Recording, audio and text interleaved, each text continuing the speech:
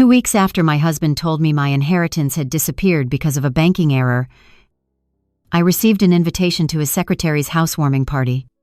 When I arrived, nearly 400 guests were gathered beneath crystal chandeliers while my husband placed a set of gold keys into her hand. "Welcome home, sweetheart," he said before kissing her in the foyer of a mansion purchased with my mother's money. Everyone turned toward me. My husband smiled as if he had been waiting for this moment. "You should not have come, Rebecca," he said. "This house has nothing to do with you." I did not argue. I stepped aside and allowed the older woman standing behind me to enter. She opened a leather folder, removed the original deed, and looked directly at my husband.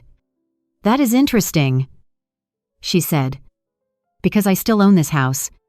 My husband stopped smiling.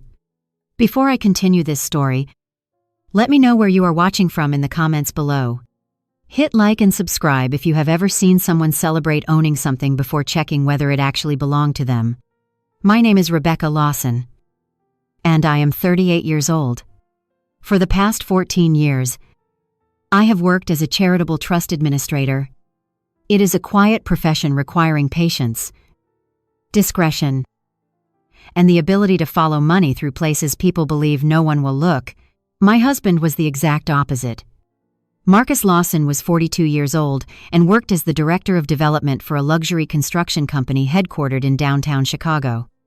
He loved glass towers, private clubs, tailored suits, expensive watches, and rooms where everyone knew his title before he entered. At dinner parties, he described himself as a man who built futures from empty land. He referred to my work as keeping dead people's money organized. I never corrected him because explaining fiduciary duties to Marcus was like explaining gravity to a man who believed the floor existed only because he had ordered it to remain beneath him. We had been married for 12 years. In the beginning, Marcus was not arrogant. He was ambitious, energetic, and endlessly persuasive. He could walk into a neglected warehouse and describe the hotel. It would become so vividly that everyone around him could almost hear the lobby music. I admired that gift. I had spent most of my life around cautious people who measured risk before joy.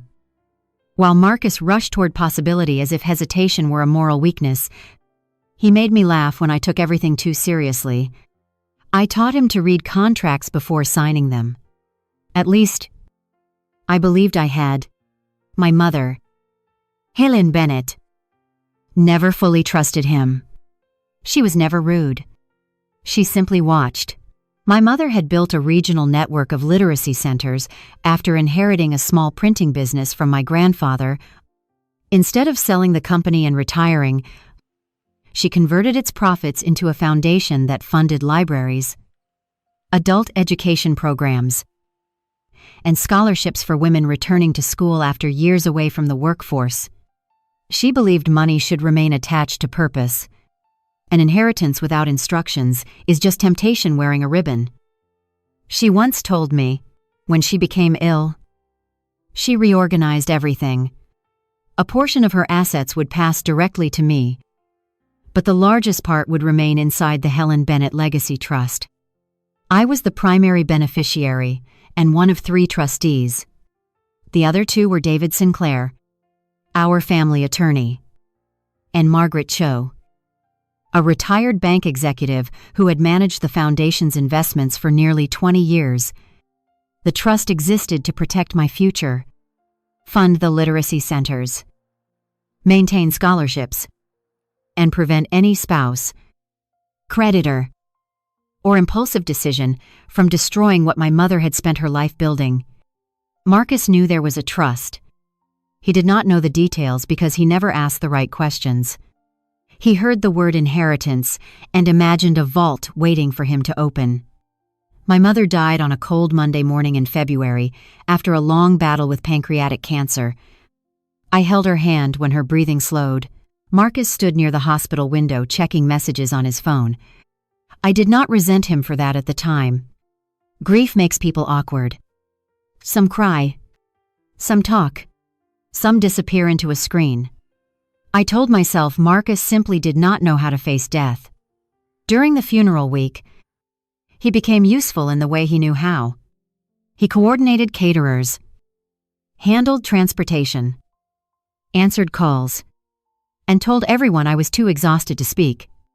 He took my phone when messages became overwhelming. He organized stacks of papers on our kitchen island. He sat beside me late at night and said, "You do not have to think about money right now. Let me carry that." I believed he was being kind. That belief cost me more than $8 million. 3 days after the funeral, David Sinclair came to our home with the preliminary trust package. He explained that the liquid portion designated for administration and planned distributions totaled approximately $8.4 million. Not all of it belonged to me personally. Some funds were earmarked for scholarship commitments, property maintenance, tax obligations, and charitable grants already approved by the board. I had access to request distributions, but every substantial transfer required verification and a documented purpose. Marcus sat beside me, nodding seriously. "Rebecca should not have to deal with any of this now," he said. "Tell me what I can do." David looked at him for a long moment. "You can support your wife," he said. "You cannot act for the trust." Marcus smiled as though the distinction did not bother him. Later that evening, he asked why David had spoken to him like a criminal. I told him he had not. "He made it sound like I would steal from you," Marcus said. "After 12 years. That is insulting." I apologized for something David had not done. That was a pattern in our marriage. Marcus would create an offense, assign it to someone else, and wait until I repaired the emotional damage. Over the next month, my life became a blur of memorial meetings, donor calls, trust documents, and grief that arrived without warning. I would be standing in a grocery store and see my mother's favorite tea, then forget why I had come. Marcus watched those moments carefully. He told me I was overwhelmed. He encouraged me to let him handle small, practical tasks. He suggested adding his number as a backup contact on several accounts in case I lost my phone. He offered to organize the trust correspondence because the envelopes made me cry. He asked me to sign routine administrative forms while I was sitting at the kitchen table late at night. I never signed blank pages. I never granted him authority over the trust. But I did allow him temporary access to our household computer, Nomen for late, and I let him receive verification codes on a secondary phone we kept for travel because my own phone had begun malfunctioning. That was all he needed to start building a doorway. The first sign something was wrong came 6 weeks after my mother's death. I was preparing a scheduled distribution of $200,000 to fund the spring scholarship cycle. The trust portal rejected the request. A red message appeared across the screen. Available liquid balance insufficient. I stared at it for several seconds, assuming I had selected the wrong account. I refreshed the page. The number did not change. More than $5 million was missing from the liquid reserve. I called Margaret Cho immediately. She answered on the first ring. "Rebecca, I was about to call you," she said. Her voice was calm, but I heard tension beneath it. "There have been unusual transfers." My stomach tightened. "What transfers?" Margaret explained that over the previous 21 days, 12 separate payments had moved from the administrative reserve into outside entities.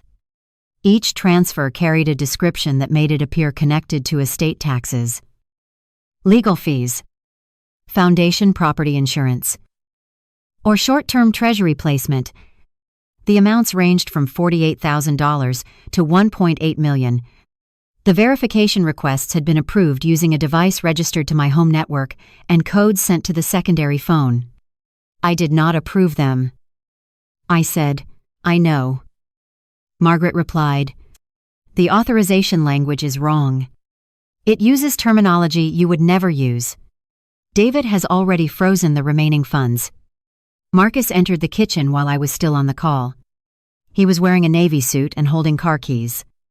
He looked at my face, then at the laptop. "What happened?" he asked. I covered the microphone. "Money is missing from the trust." His expression changed perfectly. His eyebrows lifted. His mouth opened. He stepped closer with concern. "How much more than $5 million?" He placed both hands on the back of my chair. "That has to be a banking error." Margaret heard him. There was a pause. "Rebecca," she said, "do not discuss account details with anyone until David arrives." Marcus straightened. "Who is that, Margaret?" He smiled tightly. "She has always been dramatic. Banks misclassify transfers all the time. Do not let her panic you." I ended the call and looked at him. "Did you access the trust portal?" He looked wounded. "Are you asking if I stole from you? I am asking whether you logged in. You gave me access to organize your paperwork. That is not an answer." His voice softened. "Rebecca, you are grieving. You have barely slept. You probably approved something without remembering. We will call the bank together tonight." Margaret froze the account. For 1 second. Pure anger flashed across his face. Then it vanished. "That was irresponsible," he said. "Freezing funds can create tax consequences." I had administered trusts for 14 years. Marcus had never once read a trust tax filing. Yet he spoke as if Margaret's caution threatened the estate rather than whatever he was trying to finish. I noticed that detail and placed it quietly beside the others. "Where are you going?" I asked. "A site meeting." "Which site?" He hesitated. "The North Shore Project." His company had no North Shore project. I knew because I had reviewed its development calendar 2 weeks earlier while helping Marcus prepare for a lender presentation. I did not tell him that. I closed the laptop. "Call me when you arrive." He leaned down and kissed my forehead. "Try not to spiral. This is probably a technical issue." After he left, I stood at the kitchen window and watched his car disappear through the gates. Then I called David. He arrived 40 minutes later carrying 2 laptops, and the expression he wore when he already knew the answer but wanted evidence strong enough to survive a courtroom. Margaret joined us by secure video. We reviewed every transfer. The money had moved into 4 entities: Bennett Estate Tax Services, HBL Property Preservation, Northlake Asset Management, and CMB Interiors Group. The first 3 names were designed to look legitimate. None existed 6 months earlier. CMB Interiors was real. It had been formed 18 months before by a woman named Chloe Marie Bennett. I knew the name Chloe Bennett. She was Marcus's project secretary. She was 30 years old, polished, ambitious, and always present at company events with a clipboard in one hand and Marcus's preferences memorized better than he did. I had met her dozens of times. She called me Mrs. Aproconace. Lawson in a sweet voice that somehow made the title sound like an expiration date. At the previous Christmas party, she had complimented my mother's antique emerald bracelet and asked whether pieces like that were insured separately. I had thought she was making conversation. David searched the corporate registration records. Chloe was the sole member of CMB Interiors Group. The company address matched a private mailbox located 2 blocks from Marcus's office. One of the transfers from the trust, labeled Historic Property Stabilization, sent $1.8 million directly to CMB Interiors. 2 days later, CMB wired $1.6 million to an escrow account managed by Lakeshore Title and Settlement. "A real estate deposit," David said. Margaret enlarged the routing information. "Not a deposit. Nearly 20% of an $8 million purchase." My mother had left $8.4 million in the liquid reserve. Marcus had apparently decided that almost the entire amount should become the future home of his secretary. I felt something inside me go still. People imagine betrayal as an explosion. For me, it was a room losing oxygen. The evidence sat on the screen in clean rows, while every memory of Marcus's kindness during the funeral reorganized itself into preparation. He had not carried my grief. He had used it as cover. I did not cry. I did not call him. I did not drive to his office and confront Chloe. I opened a new digital folder and named it Helen. Then I began treating my marriage like a trust under investigation. David contacted the bank's fraud department. Margaret initiated a formal tracing request. We preserved access logs, device identifiers, verification records, and copies of every authorization. The secondary phone had received 12 codes. Marcus had deleted the messages. But the carrier records remained. The home network log showed that the portal had been accessed at times when I was attending memorial meetings, sleeping, or physically inside the foundation's downtown office. One transfer was approved while I was giving a speech at my mother's literacy center. Video showed me standing before 200 donors at the exact minute someone inside my home authorized $900,000 in my name. Marcus had built a scheme that depended on grief, making me unreliable. Instead, grief gave us a calendar. Every moment of my life after my mother's death had been documented by other people. The money trail led to more than the escrow account. $300,000 paid off a private lender associated with one of Marcus's failed development projects. $120,000 purchased a diamond ring from a jeweler. Chloe followed on social media. $86,000 went to a luxury furniture showroom. $42,000 paid for a black Range Rover leased under CMB Interiors.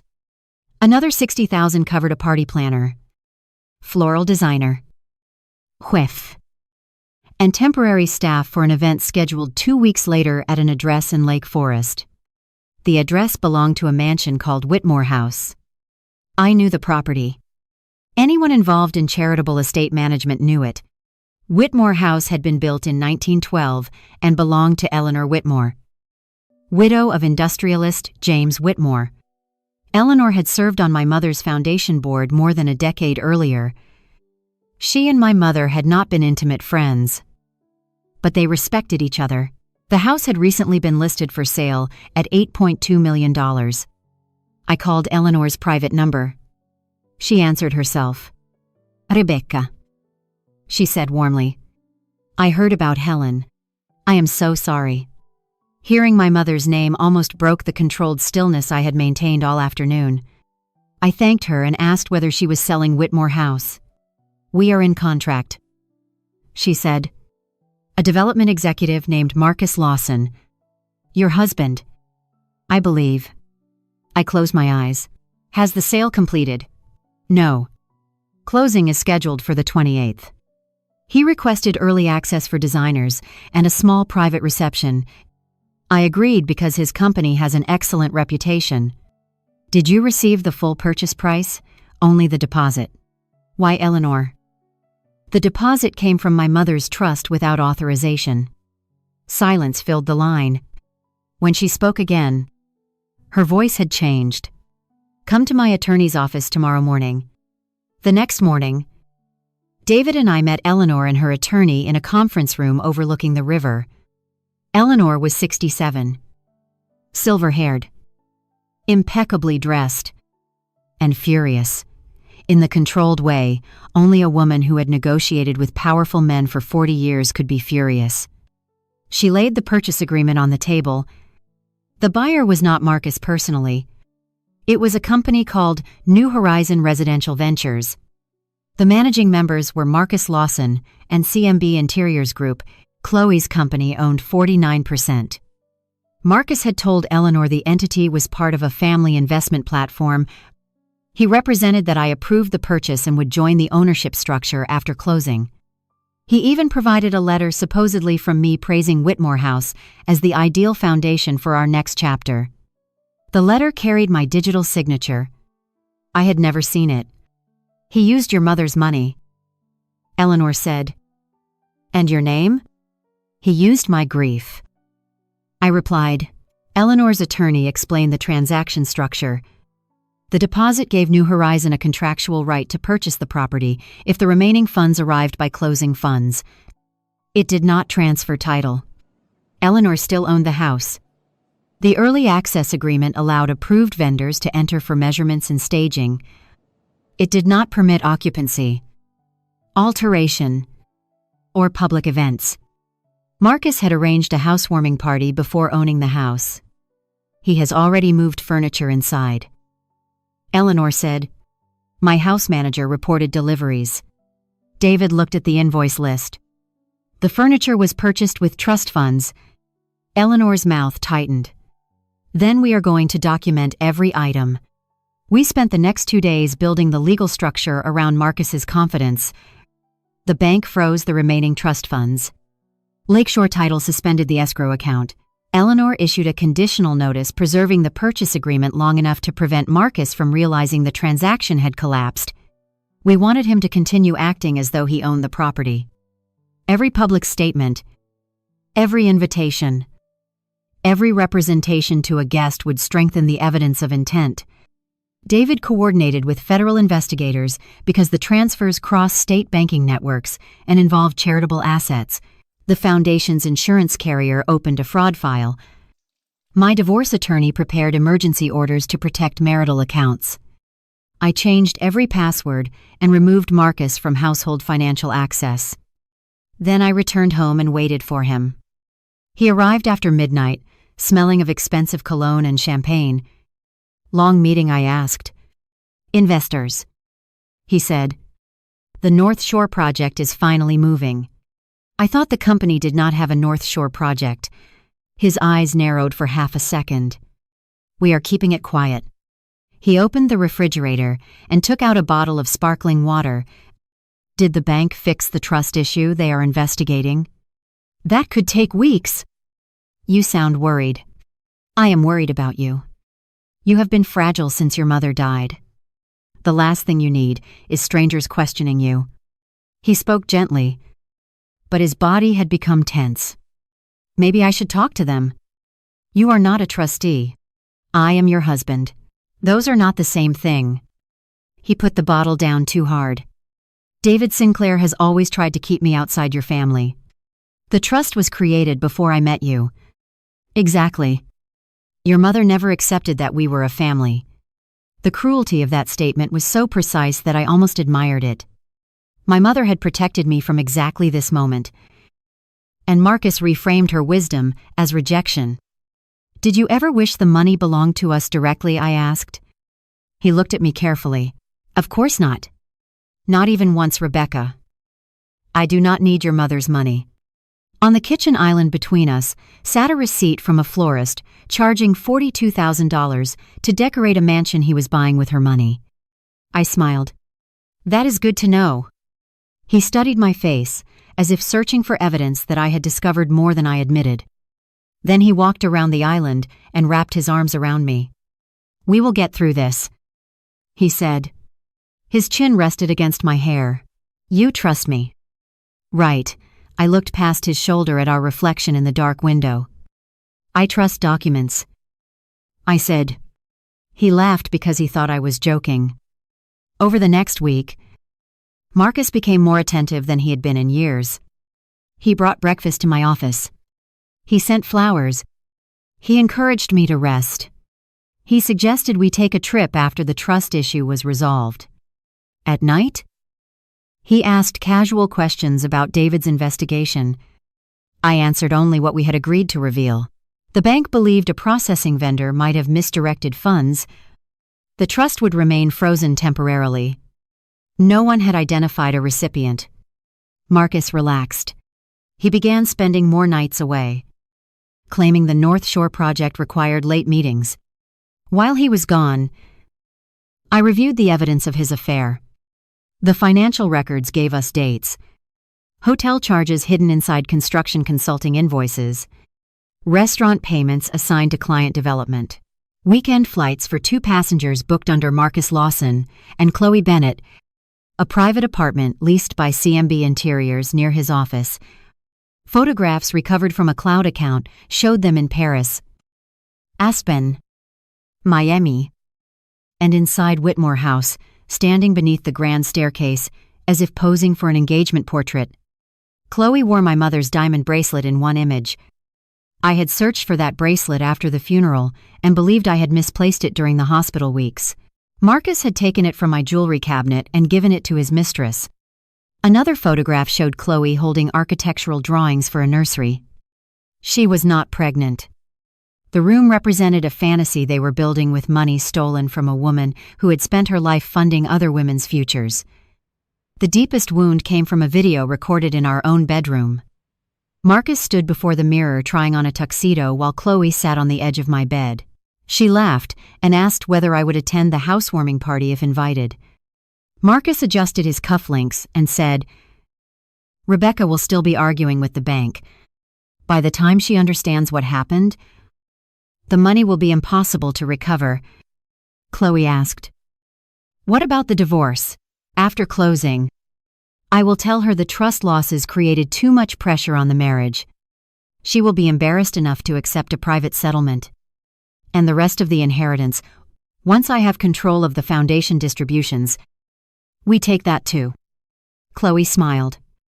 "You make it sound easy." Marcus looked at himself in the mirror. "It is easy. Rebecca has spent her entire life believing paperwork protects her. She forgets paperwork only matters when someone reads it before signing." I replayed that sentence 3 times. Not because it hurt, but because it revealed how completely he misunderstood me. I did not believe paperwork protected people automatically. I believed paperwork recorded choices.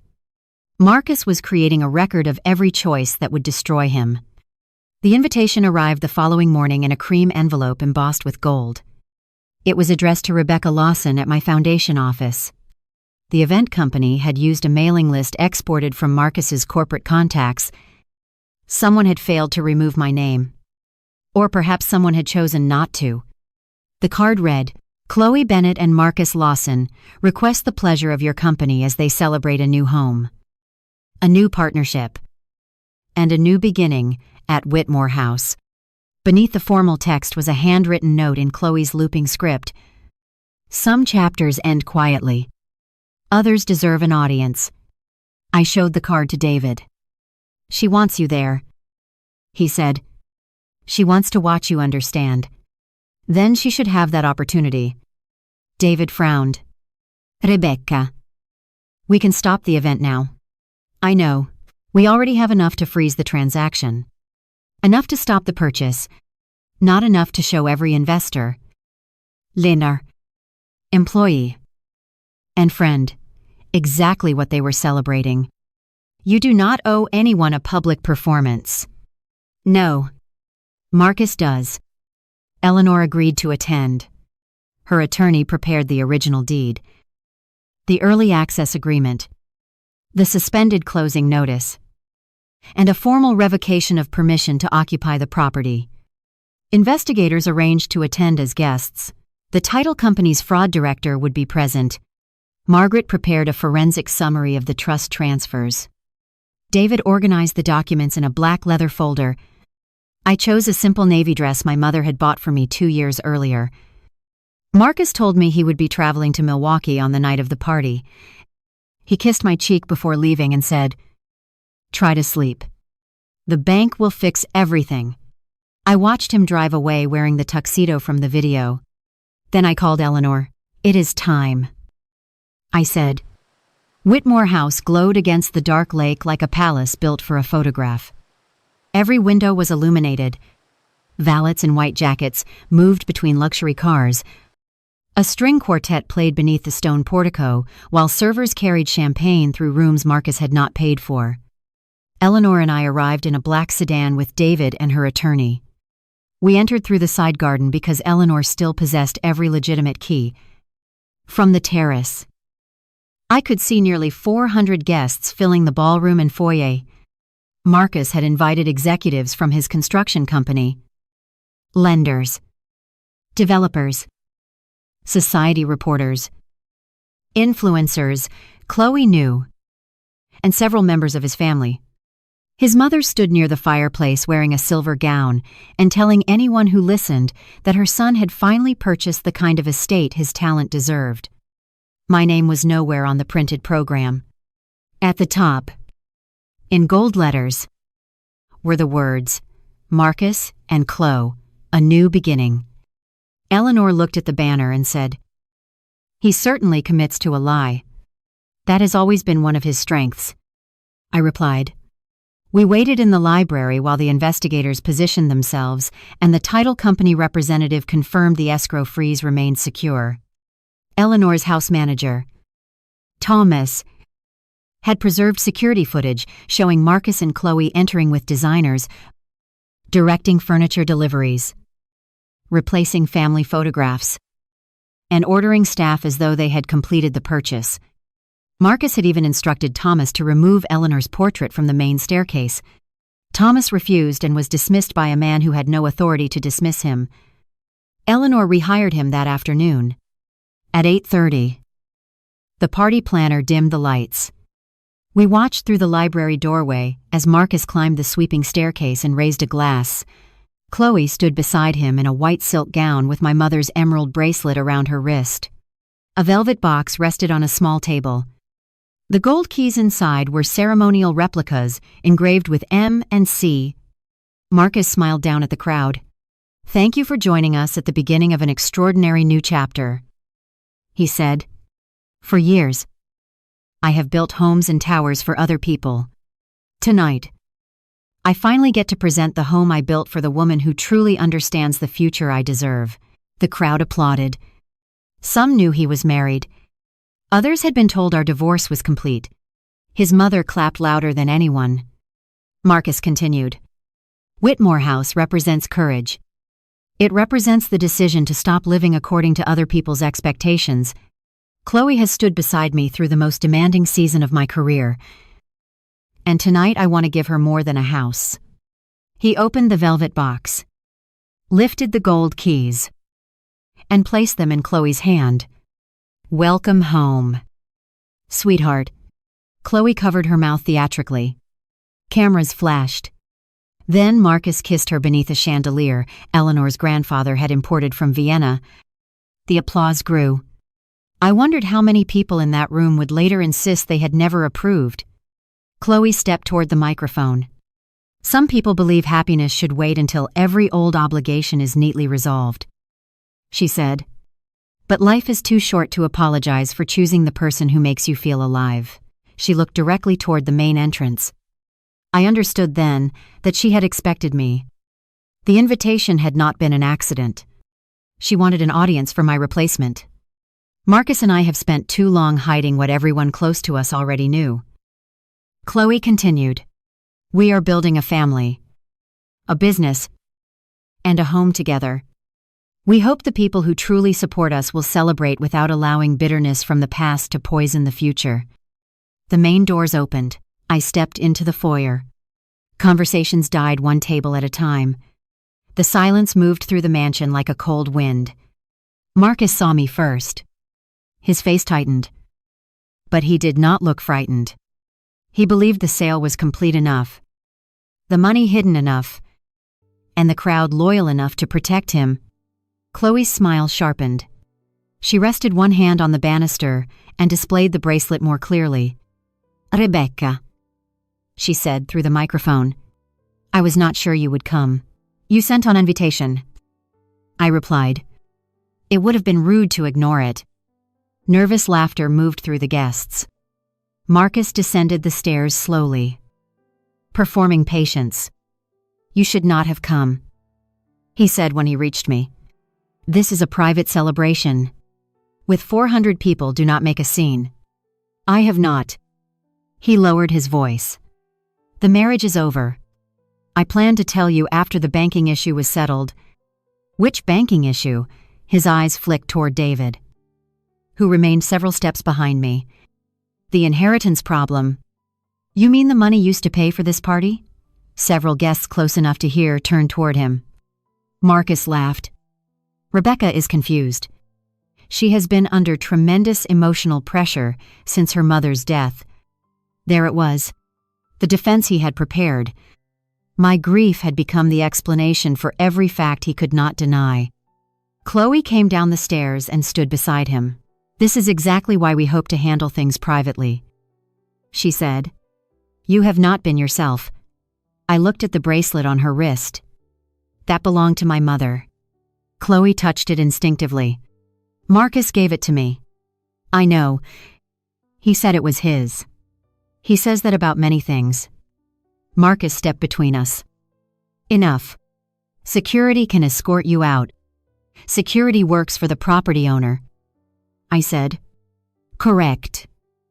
Marcus replied, and this property belongs to New Horizon Residential Ventures.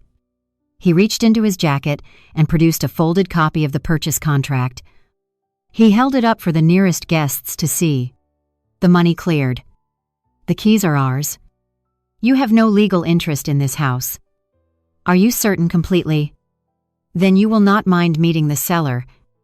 I moved aside. Eleanor entered the foyer. Several older guests recognized her immediately. The room changed. Marcus's confidence did not disappear all at once. It fractured in stages. First came confusion. Then calculation.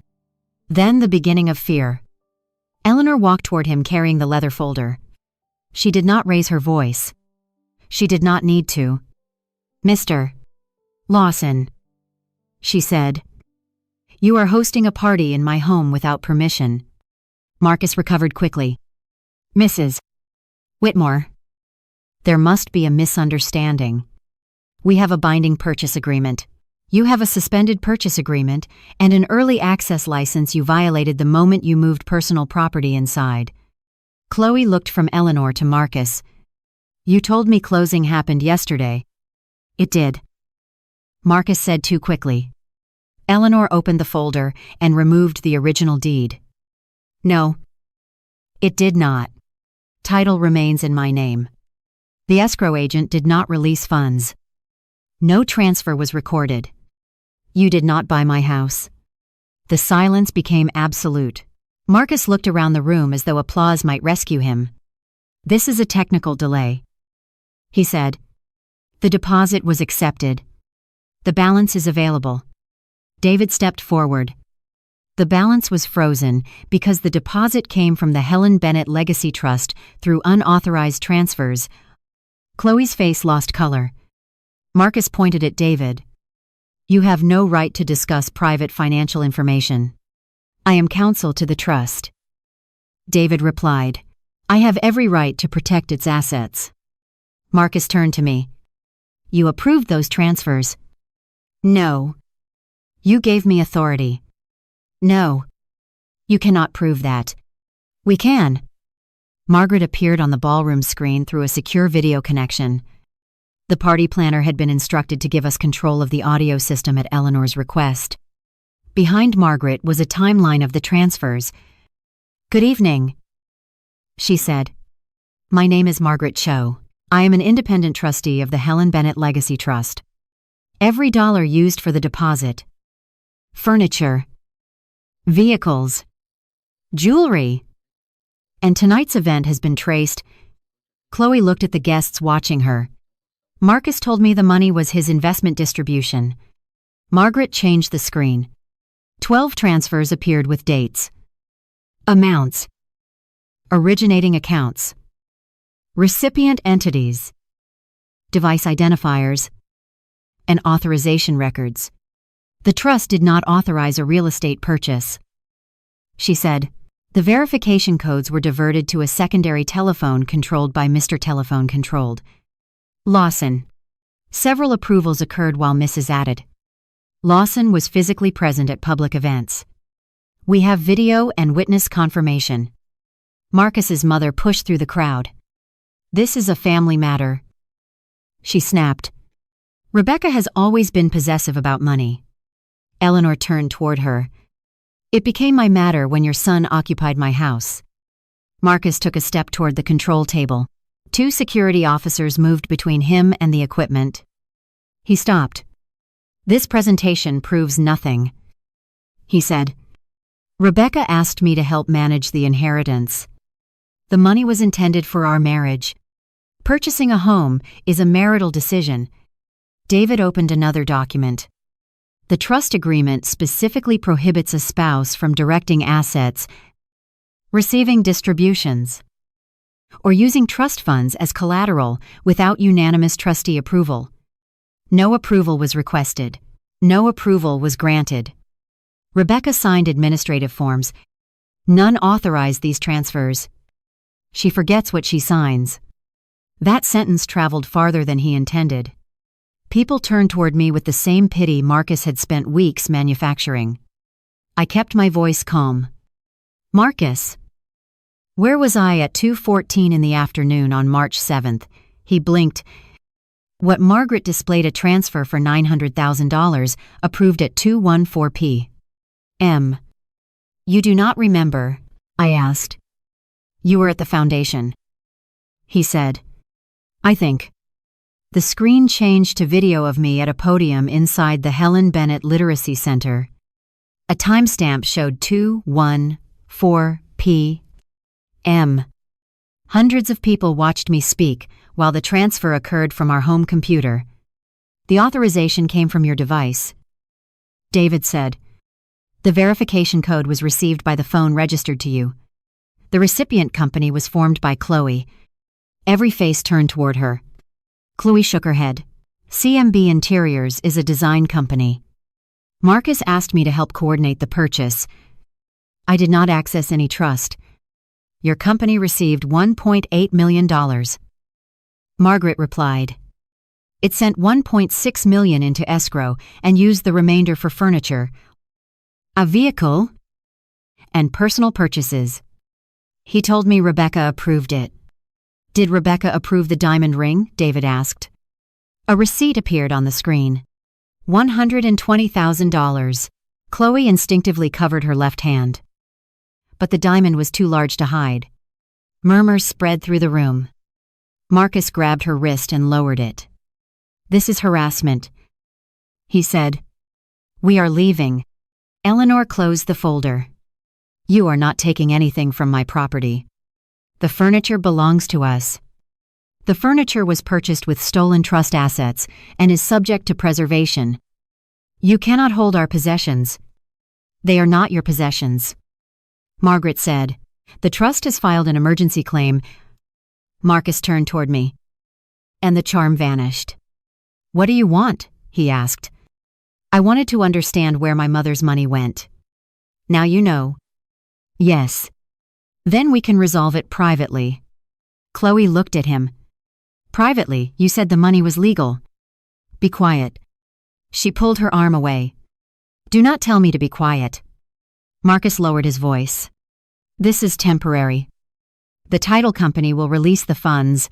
A man near the rear of the ballroom stepped forward. He had introduced himself earlier to several guests as an investment consultant. In reality, he was the director of fraud investigations for Lakeshore Title. No. Mr. Lawson, he said. We will not. He identified himself and announced that the escrow account had been suspended, the deposit frozen, and the closing canceled, pending a criminal investigation. The seller retains title. Your company has no ownership interest in Whitmore House. Marcus's face became gray. You cannot cancel a binding contract based on an accusation from my wife. The seller exercised her contractual rights after material misrepresentation, unauthorized occupancy, false source of funds certifications, and evidence of fraud. Eleanor handed him the revocation notice. Your permission to enter this property ended at 6 o'clock this evening. Then why did you allow the party? Marcus demanded. Eleanor looked around at the witnesses, cameras, and documents. Because Rebecca asked me to allow you enough time to explain exactly what you believed you owned. The room seemed to tilt around him. For the first time, Marcus understood that the party had not surprised me. I had walked into a stage he believed he controlled with every exit already secured. Chloe backed away from him. You said the deed was recorded. It was supposed to be. You said Rebecca gave you the money. She did. She is standing there saying she did not. She is lying because she is jealous. I almost laughed. He had stolen millions from my dead mother's trust. Purchased a mansion for his secretary. Taken my mother's jewelry. and planned to leave me with the shame. Yet in his version of events, jealousy was the only possible reason I objected. David raised one hand toward the screen. Perhaps we should hear Mr. Lawson explain it himself. An audio file began playing. Marcus's voice filled the ballroom. It came from a recording recovered from his cloud account. Rebecca will still be arguing with the bank. By the time she understands what happened, the money will be impossible to recover. Chloe's recorded voice asked about the divorce. Marcus described telling me the trust losses had damaged the marriage. Then came his promise to take control of the remaining inheritance. Guests stared at them. Chloe's mouth opened, but no words came. Marcus looked toward the speakers as though he could force his own voice back inside them. The recording continued. Rebecca has spent her entire life believing paperwork protects her. She forgets paperwork only matters when someone reads it before signing. David stopped the audio. Mr. Lawson, he said. Thank you for clarifying intent. Two investigators moved from the crowd. Marcus recognized authority before they displayed their credentials. He stepped back. I want my attorney. You may contact one, the lead investigator said. For now, we are preserving devices and records connected to the transfers. Chloe clutched her handbag. I did not know he stole the money. Do not say anything, Marcus ordered. She stared at him. You told me it came from a project bonus. Chloe, you told me Rebecca had agreed to the house. Stop talking. The investigators separated them. One asked Chloe to surrender her phone. She hesitated. Marcus said, Do not give them anything. That was the moment she understood he was not protecting her. He was protecting himself. I saw the realization settle across her face. David opened one final email on the screen. It was a message Marcus had sent to a private attorney 3 days earlier. If the trust challenges the transfers, CMB Interiors will appear as the requesting party. Chloe handled vendor documentation and represented that Rebecca consented. I relied on her professional judgment. The words remained visible above Chloe's head. She turned slowly toward him. You were going to blame me. That email is privileged, Marcus said. Not after it was forwarded to a third-party financing consultant, David replied. Chloe looked at the investigator holding an evidence bag. Then she removed her phone and placed it inside. I have messages, she said. Voice notes, too. He told me which invoices to create. Marcus lunged toward her. Security caught him before he reached her. The ballroom erupted in gasps. He struggled for 1 second, then remembered the cameras and stopped. She is lying, he said. They are both lying. I stood several feet away, watching the man who had once convinced me he could build anything discover that lies collapse faster when everyone has the blueprint. The investigators did not place Marcus in handcuffs immediately. That disappointed several guests who expected justice to arrive with theatrical speed. Real investigations are slower and more dangerous to arrogant people because they give them time to understand everything that can still be taken. The lead investigator informed Marcus that his devices were being seized under an emergency preservation order and that he was not permitted to remove property from Whitmore House. He was free to leave with his wallet, identification, and the clothes he was wearing. Chloe was escorted to a separate room with counsel provided by her family. Marcus's mother began shouting that I had staged an ambush. You invited the police to humiliate my son, she said. He humiliated himself. Eleanor replied. Rebecca merely preserved the guest list. A society reporter near the staircase lowered her phone after realizing the evening had transformed from a glamorous announcement into evidence. Marcus looked at me with an expression I had seen only once before. When a city planning board rejected one of his projects, it was not regret. It was outrage that another human being had exercised authority over his desired outcome. You are destroying my career, he said. You used charitable money to finance your affair. I was going to replace it, With what he said nothing, we both knew the answer. There was no North Shore project. There was no investment windfall. There was only debt, stolen money, and the hope that closing on Whitmore House would create an asset he could borrow against before anyone traced the source. "You could have asked me," he said, "for $8 million to buy Chloe a mansion, for help with the project." Which project? He looked around the foyer, trapped by the absence of a convincing name. "You never supported my ambition." The sentence almost made me feel sorry for him. Marcus had rewritten 12 years of introductions, guarantees, emergency loans, unpaid advice, and professional connections into a story where my refusal to surrender my mother's trust proved I had never supported him. "I supported you until support became concealment," I said. "I stopped when you began asking me to finance the consequences of choices you hid. You always thought you were smarter than me." "No. I thought you were honest with me." That answer hurt him more than an insult. His jaw tightened. The investigators directed him toward the entrance. Before leaving, he looked at Chloe. She stood inside the drawing room speaking to an attorney, no longer wearing the engagement smile she had practiced for the cameras. "Chloe," he called. She did not turn. Marcus's mother followed him, still accusing me of ruining the family. His sister slipped out through the side door without speaking. Several executives from his company remained because the investigators asked them to preserve communications. One lender quietly requested David's card. Another asked Eleanor whether the property would return to market.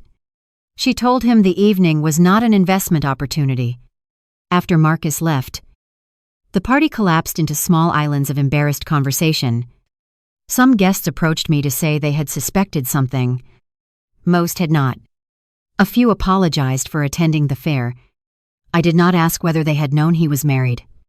Their expressions answered. Chloe's closest friends gathered their coats quickly. The party planner cried in the pantry because she had not been paid. Eleanor authorized payment for the staff from her personal account, with the amount to be added to the fraud claim. The quartet continued playing until Thomas gently told them they could stop. The sudden silence revealed how enormous the house felt, without performance filling it. I walked through the rooms with Margaret on video and an evidence photographer documenting every item purchased with trust funds. The sofas in the drawing room, the custom dining table, the bedding in the upstairs suite, the wine in the cellar, the artwork rented for staging, and even the monogrammed towels belonged to no legitimate owner yet. They were proceeds converted into objects. Each object received a number, a photograph, and a place in the chain of custody. In the primary bedroom, Chloe had arranged framed photographs of herself and Marcus on Eleanor's antique dresser. One showed them standing outside my mother's literacy center. I remembered that day. Marcus had attended the annual fundraiser and disappeared for nearly an hour. Claiming a lender had called, Chloe had been volunteering at the registration desk. They had taken the photograph behind the building while I thanked donors inside. In another picture, Chloe wore the cream coat I had given her after she admired it at a company dinner. I had thought generosity might soften the strange tension between us. Instead, she wore my gift while helping my husband steal from me. On a chair beside the bed lay a garment bag containing the wedding dress she intended to wear the following spring. The designer invoice showed a deposit paid from CMB Interiors 2 days after the trust transfer. In the closet, Marcus had placed 12 of his suits. That detail affected me more than the ring or the kiss. He had already moved pieces of his daily life into a home he believed he owned with another woman. While returning to our bedroom each night and asking whether I trusted him, betrayal is often measured in dramatic acts. But its true weight lives in routine. He chose which ties to move. He decided which shoes belonged to his future. He packed those items while I was sorting my mother's letters. I sat on the edge of the bed for a moment. Eleanor entered quietly. "You do not have to stay for the inventory," she said. "Yes. I do. Why? Because I spent weeks allowing Marcus to tell me I was confused. I need to see the physical shape of what he did. Eleanor sat beside me. Helen once told me you could look at a spreadsheet and hear the story people were trying not to tell. I smiled faintly. She exaggerated. She was proud of you. My composure broke then. Not because of Marcus, but because my mother was no longer alive to see that the protections she built had worked. I covered my face and cried in a bedroom decorated for my replacement. Eleanor did not tell me to be strong. She simply remained beside me until I could breathe again. Near midnight, David entered with new information. Investigators had reviewed Marcus's seized laptop and discovered a draft divorce petition he planned to file 3 days after the scheduled closing. The petition described me as emotionally unstable, financially reckless, and unwilling to participate in the marriage. It blamed me for the missing trust funds, claiming I had invested impulsively in speculative entities after my mother's death. Attached were screenshots of messages supposedly written by me. The messages were fabricated. They described my fear of being poor, resentment toward Marcus, and desire to move charitable money into private real estate. He was going to make you responsible for the theft, David said, and present himself as the husband trying to contain the damage. What did he request in the petition? Exclusive use of your marital residence, temporary control of household accounts, and reimbursement for money he claimed he contributed to stabilizing the trust. I laughed once, without humor. He wanted reimbursement for stealing it. He also listed Whitmore House as a marital investment expected to close. Marcus intended to use the divorce court as another stage. Once the mansion was purchased, he would claim the asset belonged to the marriage while directing control through New Horizon. He expected me to accept a confidential settlement to avoid public embarrassment over the missing money. His strategy required me to believe the trust loss was my fault. The affair was my failure, and the mansion was beyond recovery. Shame was the final account he intended to empty. David handed me a copy of the petition. We can file tomorrow. Do it. Are you sure? I was sure the moment I heard him promise Chloe the rest of the trust. Before leaving Whitmore House, I stood beneath the chandelier where Marcus had kissed her. Staff had removed the banner. The gold keys rested inside an evidence bag. Eleanor held the legitimate keys in her hand. What will happen to the house? I asked. I will decide after this case ends. I am sorry your home became part of this. The house survived a century of ambitious men, she said. It will survive Marcus Lawson. David drove me home. The front gate opened with the code Marcus still believed he controlled. Inside, the house looked untouched, but I saw evidence everywhere. The secondary phone missing from its charger, the drawer where my mother's bracelet had been, the kitchen chair Marcus used while transferring money, the office printer that produced false invoices, the closet spaces he had emptied gradually enough that I had not noticed. I did not sleep. I sat at the dining table, reading the original trust agreement. My mother's annotations appeared in the margins of an early draft. Protect purpose. Require independent review. Never let urgency replace verification. In one section, she had written a note to me. Rebecca understands that stewardship is not fear. It is love with records. Marcus had mocked paperwork because he believed documents were obstacles between him and money. My mother understood that records could carry love farther than a person's life. At 7 the next morning, David filed the divorce petition, emergency asset restraints, and a civil action on behalf of the trust. By 8, Marcus's access to our marital accounts was limited. By 9, his employer placed him on administrative leave. By 10, news of the Whitmore House disaster had reached every lender in his professional network. At 11, Marcus called me from an unknown number. I let it ring twice before answering. You froze my accounts, he said. The court restricted disputed assets. My company card does not work. Ask your employer. You called them. The investigators did. Rebecca. Listen to me. Chloe manipulated the situation. She created invoices because you instructed her. She wanted the house. You bought it for her. I was under pressure. From whom? Investors? Lenders. Your mother. My mother was dead. Silence. Even Marcus could hear the ugliness of what he had said. He changed direction. I made mistakes. But we can fix this. Withdraw the divorce. Tell the trust you authorized the transfers. I will sell the property after closing and replace every dollar. There will be no closing. Eleanor cannot cancel. She already did. He breathed heavily into the phone. Where am I supposed to go? I do not know. This is my home too. The house we live in is leased through the Bennett Foundation housing program. Your occupancy was connected to our marriage and my employment. David will send you the access terms. He had never bothered to ask who owned our residence either. Marcus assumed that because he slept in a house, parked in its garage, and hosted clients in its dining room, it belonged to him. The property was held by another foundation entity and provided to me as part of my role overseeing the historic literacy campus next door. His right to occupy existed only as my spouse. Under the emergency protective order, that right had been suspended. You cannot lock me out of my own house, he said. You tried to move into a different one. Do not do this. You already did. I ended the call.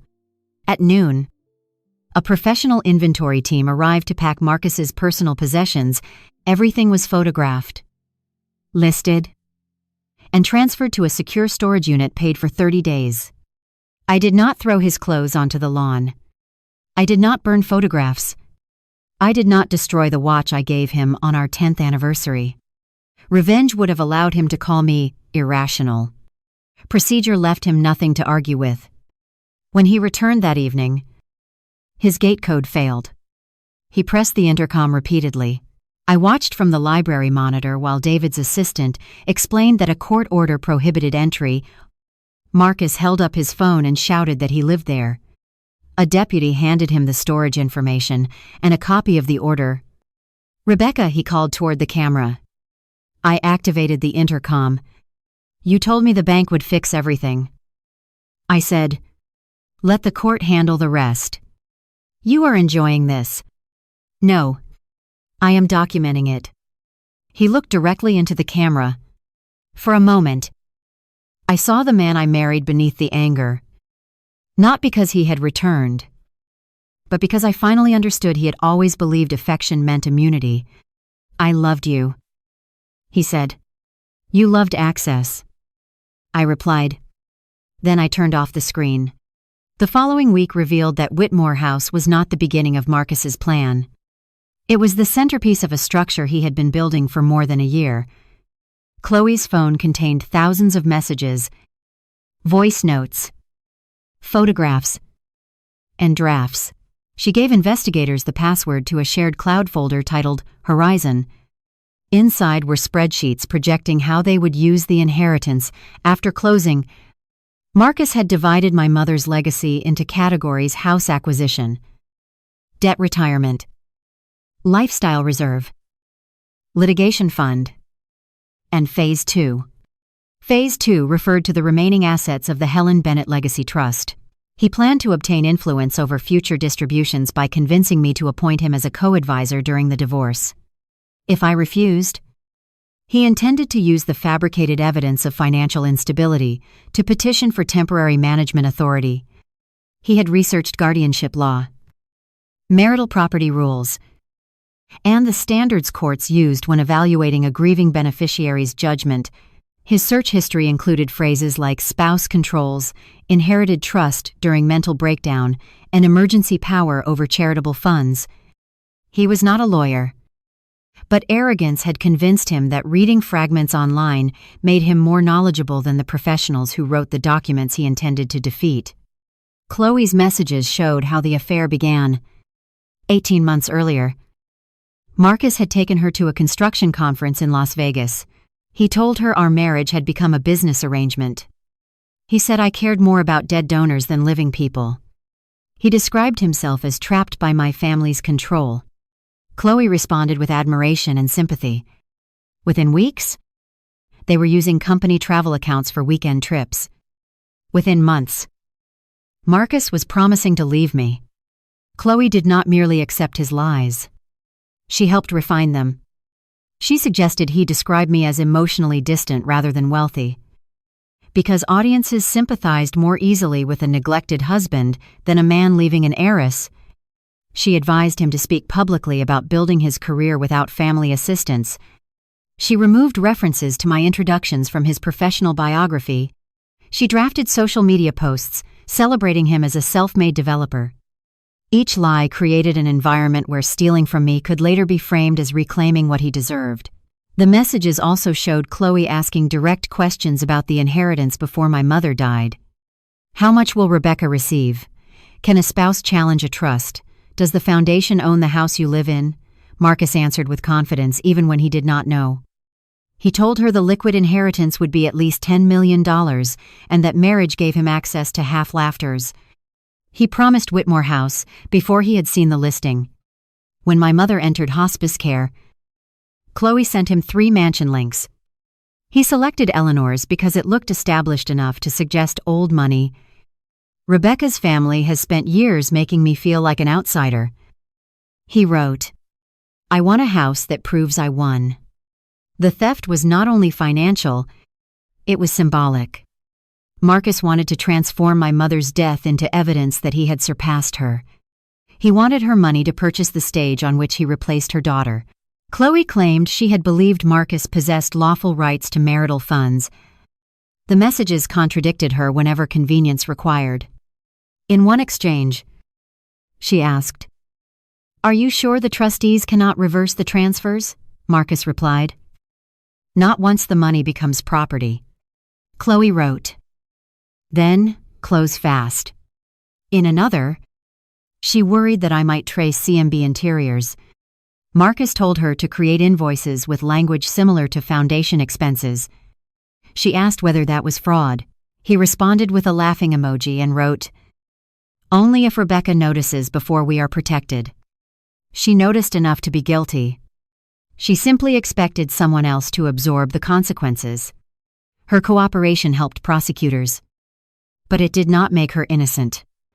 Investigators also discovered that Marcus had involved his mother, Lorraine. 2 of the shell companies used addresses connected to her accounting business. Lorraine had received $150,000 labeled Family Office Consulting. She claimed the payment compensated her for strategic advice on the property purchase. Her actual contribution consisted of opening mail, forwarding bank notices, and assuring Marcus that wives often forgot what they signed during stressful periods. She helped him construct the narrative that I had voluntarily invested and later regretted it. When questioned, Lorraine insisted she believed the money belonged to her son. A husband is entitled to benefit from his wife's inheritance, she told investigators. Rebecca would have wasted it on scholarships. That statement circulated quickly through my mother's foundation. Donors who had tolerated Lorraine at social events stopped returning her calls. Her accounting clients requested records. Several discovered irregularities unrelated to our case. By trying to help Marcus steal one estate, she exposed the way she had handled others. Marcus's employer, Halcyon Development Group, hired an outside forensic firm. They found that he had used company vendors to prepare Whitmore House, directed employees to work on the property without billing New Horizon, and represented the mansion as a corporate showcase to justify expenses. The fake North Shore project appeared in internal schedules as a confidential acquisition. Marcus had created budget lines, vendor codes, and progress reports for a development that did not exist. Money from Halcyon paid architects to design Chloe's dressing room, landscapers to redesign Eleanor's garden, and a technology contractor to install security systems. He planned to reimburse the company after obtaining a loan against the mansion. The scheme required title. Without title, Every borrowed service became another count of fraud. Halcyon's board terminated him for cause. His unvested equity disappeared. The company demanded repayment and referred the matter to prosecutors. Marcus sent a message through his attorney claiming wrongful termination. The attorney withdrew 2 days later after reviewing the evidence. Another lawyer advised him to stop contacting me. He ignored that advice. Flowers arrived at the foundation with a note: "We built too much to let outsiders destroy us." I returned them through counsel. A package arrived containing my mother's bracelet. Chloe had surrendered it after investigators identified it as stolen property. I opened the box in David's office. The emeralds were exactly as I remembered. Deep green stones set in worn gold. My mother wore the bracelet at every scholarship ceremony because my grandfather had given it to her when the first literacy center opened. I expected relief. Instead, I felt anger that an object carrying so much history had become a prop in Chloe's fantasy. David asked whether I wanted it placed in evidence storage. "No," I said. "It belongs at the foundation." We displayed it inside a locked case, beside a photograph of my mother awarding the first scholarship. A small plaque explained its history, but not the theft. Marcus and Chloe had already occupied too much space in her legacy. The civil process moved faster than the criminal case. The court confirmed the freeze on all traceable assets. The Range Rover was repossessed from Chloe's apartment garage. Furniture was removed from Whitmore House and sold through a supervised process. With proceeds returned to the trust. The jeweler accepted the ring after learning the purchase funds were disputed. Chloe cried when an investigator removed it. Not because of Marcus, she later admitted, but because she had built her identity around arriving at events wearing proof that she had been chosen. The party planner returned unused deposits. The florist could not return flowers. But the company agreed to refund profit after learning the source of funds. Even the champagne distributor submitted records showing Marcus had ordered a vintage label associated with my mother's foundation galas. He had not selected it because he liked the wine. He selected it because he wanted to appropriate every symbol of her world. The deposit on Whitmore House remained in escrow while claims were resolved. Eleanor had the right to retain part of it due to breach, property damage, and unauthorized use. Instead, she agreed to return the recoverable portion to the trust after deducting verified costs. Helen's scholarships should not lose money because I was inconvenienced, she said. The trust board later voted to name a literacy room after Eleanor Literacy Room. Marcus called that favoritism when he heard he still believed the world was organized around acts against him. I met Chloe once before the criminal hearings. The meeting occurred in a federal conference room with attorneys present wine, enda feminine attorneys present. She requested it through her lawyer, saying she needed to tell me something directly. I considered refusing, then agreed, because information matters more than comfort during an investigation. Chloe entered wearing a plain gray suit. No jewelry. And none of the polished confidence she carried at company events. For the first time, she looked her age. She sat across from me and kept her hands folded. "I am sorry," she said, for which part she swallowed. "All of it. That is not specific. The affair. The money. The house. Your mother's bracelet. You knew the trust had not approved the transfers. Marcus said you had given him verbal permission. You asked whether the trustees could reverse them. I knew there was risk. You knew there was theft." She looked down. I told myself marriage made it complicated. Marriage does not turn theft into a misunderstanding. I know that now. You knew it then. You simply believed I would carry the loss. Tears filled her eyes. I did not feel satisfaction. She was not a rival defeated in a romantic contest. She was an adult who helped convert my grief into invoices. "Why did you invite me?" I asked. Chloe looked surprised. "To the party." She hesitated. "I wanted you to see that he chose me." "Why? Because you never seemed threatened by me." The answer was so small compared with the damage that I almost could not understand it. She had participated in stealing millions because my lack of jealousy denied her the victory she wanted. I thought you looked down on me. She continued. You had the family, the foundation, the respect. I wanted one moment where you knew I had something you did not. You had my husband. I know. Was he worth $8 million? She closed her eyes. No. Was the house no? Then, what did you believe you were buying? She did not answer. Her attorney shifted. But I raised a hand. Marcus planned to blame you. I said, you understand that, yes. He did not protect you. He did not make you an equal partner. He used your company because it gave him distance from the transfers. I know. You are cooperating now because you discovered you were disposable. Partly. She forced herself to meet my eyes. And because I saw what he wrote about your mother, I saw that he planned the first transfer before the funeral.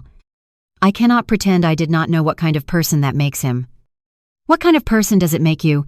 Her face crumpled. I am trying to find out. I left without forgiving her.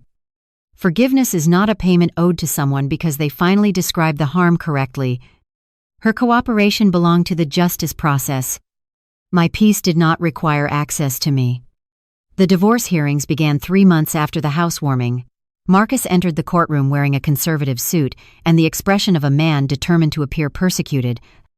His attorney argued that the marriage had operated as an economic partnership and that Marcus believed he possessed implied authority to invest funds for our joint benefit.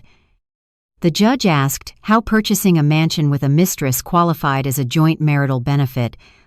His attorney requested a recess. The prenuptial agreement Marcus had insisted upon before our marriage became central. At the time, he believed his career would produce enormous wealth and feared my family might claim it. The agreement protected premarital assets, family trusts, charitable entities, inheritances, and professional interests from division. It also required full disclosure of debts and prohibited either spouse from using the other's separate property as security. Marcus had proudly signed it while telling friends he was protecting his future empire. Now it protected my mother's trust from him. The agreement is unfair, he told the judge. You proposed it. She replied. I did not understand how wealthy her family would become. The trust existed before the marriage. I was not given complete information. David produced the disclosure schedule Marcus had signed, acknowledging the foundation, trust structure, and protected family assets. Marcus's initials appeared on every page. Those documents were too complicated. He said, You were represented by independent counsel. The judge answered, Your attorney certified that the terms were explained. Marcus glanced at me. It was the same look he had given when the bank froze the account. A demand disguised as disbelief. He still expected me to intervene and soften the consequences. I did not. The judge granted temporary exclusive use of the foundation residence to me, confirmed that Marcus had no claim to the trust, and ordered him to provide a full accounting of every asset acquired with disputed funds. He claimed poverty. The forensic report showed otherwise. During the year before my mother's death, Marcus had borrowed against his company shares, taken private loans, and guaranteed a speculative hotel conversion outside Milwaukee. The project failed after environmental problems doubled construction costs. He concealed nearly $2 million in personal obligations from me. Some lenders were connected to men who did not file polite claims. Marcus needed the inheritance not only to impress Chloe, but to prevent his financial life from collapsing. Whitmore House served 3 purposes. It was a gift to his mistress, a monument to his ego, and collateral for a new loan intended to repay the old ones. He expected to close using stolen trust money, borrow against the property at an inflated valuation, replenish part of the trust, and move the remaining debt into corporate entities. If everything happened quickly, he believed the temporary gap would disappear before the annual audit. He called that replacing the money. The law called it layering. Margaret explained the structure during a deposition. Marcus interrupted repeatedly, insisting that sophisticated development projects often moved funds between accounts, not charitable trust funds. She said, "Not without authorization. Not through shell entities controlled by your mistress." CMB Interiors was a vendor. It had no employees, no inventory, and no completed projects. Chloe provided design consulting. She copied furniture photographs from retail websites into an invoice and charged the trust $200,000. Marcus looked at his attorney. "This witness is hostile." Margaret folded her hands. "I am accurate." His mother Lorraine performed no better. Under oath, she denied knowing the source of the money. Prosecutors displayed a message from Marcus' mom. "The first trust transfer cleared. Move your consulting payment before Rebecca's people notice." Lorraine claimed trust referred to confidence, not a legal entity. Even Marcus looked embarrassed. Her accounting license was suspended, pending a separate investigation. Client sued. She sold her condominium to fund legal fees and moved into his sister's guest room. She blamed me publicly until her attorney warned that further statements could support defamation claims.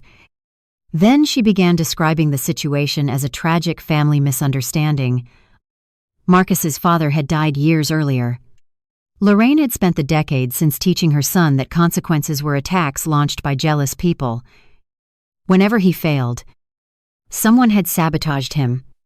Whenever he lied, someone had forced him to protect himself. She did not create his choices, but she built the language he used to avoid seeing them. The criminal indictment arrived 5 months after the housewarming tend. Marcus faced charges involving wire fraud, conspiracy, theft from a charitable trust, money laundering, identity misuse, falsification of financial records, and attempted bank fraud. Chloe faced conspiracy and money laundering charges, along with false statements connected to the source of funds certification. Lorraine faced aiding the concealment of proceeds and providing false records. 2 outside vendors were charged for knowingly producing fabricated invoices. The title company employee who ignored compliance warnings lost his job and later pleaded guilty to accepting a payment from Marcus. The indictment described more than $5 million in unauthorized transfers and additional attempted withdrawals, totaling $3.1 million. Marcus had been closer to emptying the liquid reserve than I realized. The bank freeze occurred less than 24 hours before he planned to move the final major payment.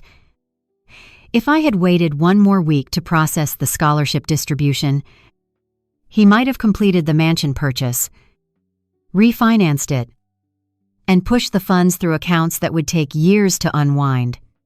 My mother's scholarship calendar saved the trust. She had scheduled purpose into the money so precisely that its absence announced the theft. Marcus was arrested at a short-term rental near the airport. He had packed 2 suitcases and possessed a ticket to Lisbon, departing the following morning. His attorney said he intended to attend a development conference. Investigators found no registration, no return ticket, and $40,000 in cash. Chloe had told them about a passport he kept inside a storage locker. Marcus later insisted the trip was a vacation planned before the indictment. The judge denied release, citing financial resources, foreign contacts, deceptive conduct, and the one-way ticket. When the news showed him entering the courthouse in handcuffs, I felt no triumph. I felt the strange emptiness of watching a private truth become public fact. For months, I had held the knowledge of who he was almost alone. Now strangers discussed his face, his career, and his mistress over morning television. Some portrayed me as a wealthy wife taking revenge. Others described me as a grieving beneficiary exploited by her husband. Neither version felt complete. I was a person who had loved him, trusted him, enabled some of his confidence, ignored certain questions, and then chosen not to protect him from the evidence. The Foundation communications team advised me not to speak publicly until the case ended. I agreed. Silence no longer meant passivity. It meant refusing to perform my pain for people who treated scandal as entertainment. I focused on restoring the trust.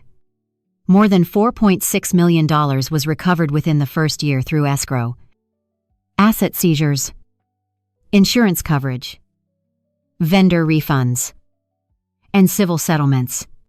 The remaining losses included legal expenses, unrecoverable services, and money used to repay Marcus's private debts. Halcyon contributed to a settlement after admitting its controls had allowed him to create false project codes. The bank reimbursed part of the loss because it accepted verification changes without completing required trustee confirmation. Margaret negotiated every recovery with the determination of someone collecting fragments of my mother's work from thieves who believed paperwork was disposable. The scholarship program never missed a payment. We used reserve funds while recoveries proceeded. On the day the spring recipients received their awards, I stood on the same stage where the $900,000 transfer had been approved in my name. 24 women crossed the platform. One was a 52-year-old nursing student whose husband had emptied their savings before leaving. Another was a single mother, training to become an electrician. A third had spent 20 years caring for her parents and wanted to complete a teaching degree. As I handed them certificates, I understood how obscene Marcus's purchase truly was. The money was not an abstract inheritance. It represented time people could reclaim, skills they could develop, and choices they could make without asking permission from someone who controlled the household account. Marcus had tried to turn those futures into a wine cellar and a gold key. After the ceremony, I visited my mother's grave. I told her the scholarships were safe. I did not tell her every detail about Marcus. She had already known enough. The divorce became final 9 months after the party. I retained my separate assets, foundation interests, and trust rights. The marital estate was smaller than Marcus had represented because his hidden debts consumed much of his share. The court assigned him responsibility for obligations tied to undisclosed investments and fraudulent conduct. He received a limited portion of legitimate marital savings, most of which was offset by restitution claims and legal fees. He asked for spousal support, arguing that he had become accustomed to a lifestyle connected to my family. The judge denied the request under the terms of the agreement and the evidence that he had intentionally depleted resources. Marcus appealed. The appeal failed. He sent one final message through the court-approved communication system. You let money matter more than 12 years. I drafted several responses and deleted them. Finally, I wrote, you made theft the condition of our marriage. The court only recorded your choice. He did not reply. Chloe accepted a plea agreement before trial. She admitted creating false invoices, receiving unauthorized trust money, signing misleading property documents, and helping conceal the source of funds. In exchange for testimony and complete asset disclosure, prosecutors recommended a reduced sentence. She received 18 months in federal custody, followed by supervised release, restitution, and a prohibition on managing client funds. Her cooperation exposed Marcus's instructions in detail. She described how he practiced my digital signature, how he used the funeral schedule to time transfers, how he instructed her to create CMB interiors months before my mother died, and how he promised that the trust would belong to him once grief made me dependent. She admitted knowing I had not approved the mansion. I believed he would make it legal later. She said. The prosecutor asked how Chloe answered, by forcing Rebecca to accept it. That sentence captured the entire scheme. Marcus did not believe consent mattered if he could make resistance expensive enough. He expected shame, grief, legal pressure, and public humiliation to transform theft into agreement after the fact. Chloe also revealed that Marcus planned to marry her only after securing title and refinancing the mansion. He had drafted a separate agreement limiting her ownership to 10%, while publicly promising half. He intended to control New Horizon entirely. When prosecutors showed her the document, she looked toward him across the courtroom. Marcus stared straight ahead. The relationship that justified their crimes did not survive the first accurate description of its terms. Lorraine pleaded guilty to a lesser charge related to false records and received home confinement, probation, and professional sanctions. She continued claiming she had been protecting her son. But in a letter to the court, she admitted that she never asked whether the money belonged to him because she believed his desire created entitlement. The judge told her, love did not excuse helping an adult child harm another person. Lorraine cried. I wondered whether anyone had ever said that to her before. Marcus chose trial. He believed he could explain every transaction as a marital investment, every lie as privacy, every shell company as ordinary development practice, and every recording as conversation taken out of context. His defense portrayed me as controlling, cold, and resentful of his success. They emphasized my expertise, suggesting I could have prevented the transfers and therefore must have approved them. The argument was clever in the way cruel arguments often are, because I understood financial controls. They suggested any successful theft required my consent. Margaret answered simply, expertise does not eliminate betrayal. It explains how we found it. The prosecution presented the trust documents, bank records, device logs, fake invoices, property agreement, divorce draft, message, recordings, jewelry receipts, travel records, and testimony from Chloe, Lorraine, vendors, title officers, Halcyon employees, and Eleanor. Thomas described Marcus ordering him to remove Eleanor's portrait before closing. The florist described Chloe demanding flowers matching the colors used at my mother's memorial. The jeweler identified Marcus as the purchaser of the ring and bracelet repairs. A technology expert showed how he redirected verification codes. An analyst traced every dollar across 19 accounts. Then I testified. The courtroom was full. Marcus watched me approach the witness stand with the expression he used during negotiations, as if eye contact could remind me of a private agreement to protect him. I took the oath and told the truth. I described my mother's trust, the funeral, the temporary access, the missing scholarship funds, the shell companies, the mansion, and the party. The prosecutor asked why I did not confront Marcus immediately. Because confrontation would have warned him to destroy evidence. I said, and because I wanted to know whether the missing money was the whole crime or only the first visible part. What did you learn? That he had not stolen from me once. He had built a system designed to keep stealing while making me appear responsible. The defense attorney asked whether I had enjoyed arriving at the housewarming party with Eleanor. No, you wanted to humiliate your husband publicly. He invited 400 people to celebrate a house purchased with stolen funds. I preserved the statements he chose to make. You could have stopped the party privately.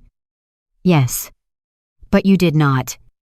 Stopping the party would have protected the property. Allowing him to speak protected the truth.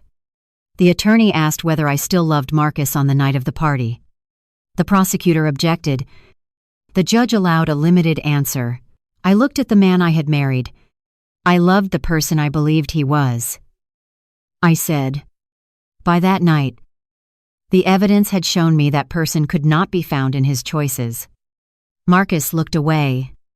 The trial lasted 3 weeks. Marcus testified against his attorney's advice. He told the jury that he had spent years being treated as a guest inside my family's wealth. He said the mansion represented his attempt to create something independent. He claimed I had verbally authorized him to invest trust funds because I was too overwhelmed to manage them. When the prosecutor asked why he routed money through companies named to resemble legitimate estate services, he said privacy. When asked why Chloe owned one of the companies, he said efficiency. When asked why he drafted a divorce petition blaming me for the missing funds, he said preparation.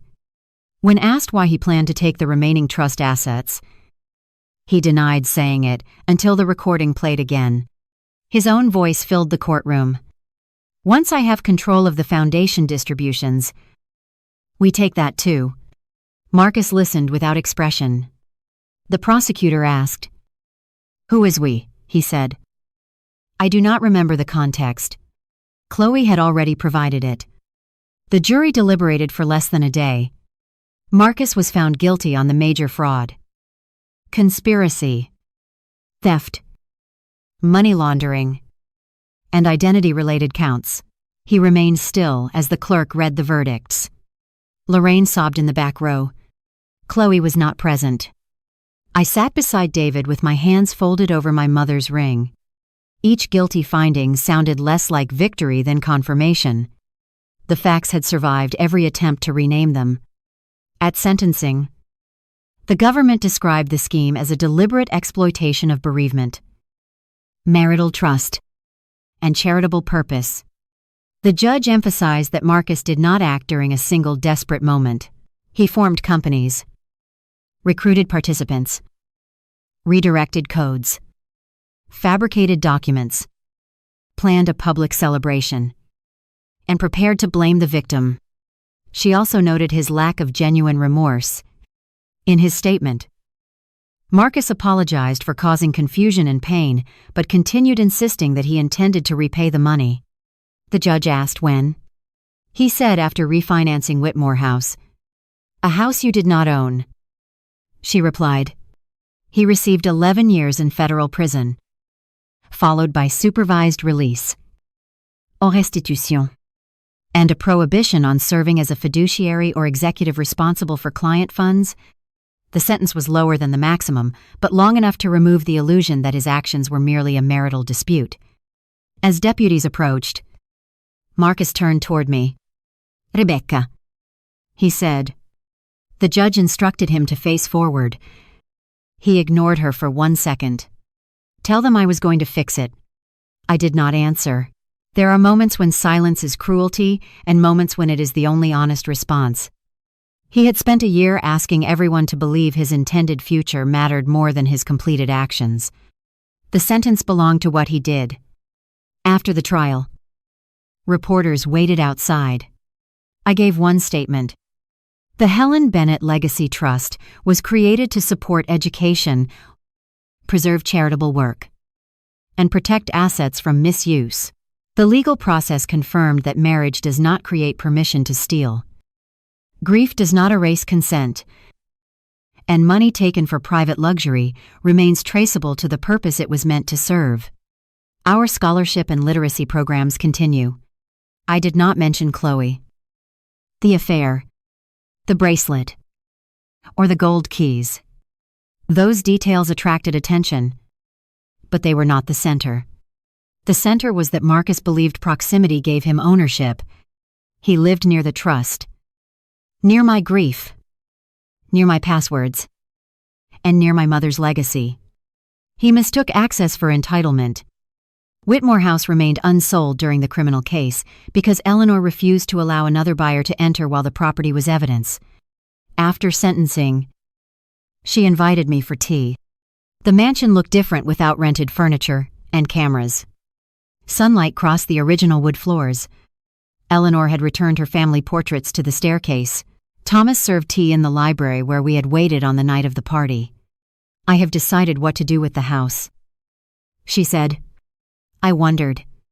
A university offered to purchase it for an executive retreat. That sounds practical. It sounds unbearable. I smiled. Eleanor placed a proposal in front of me.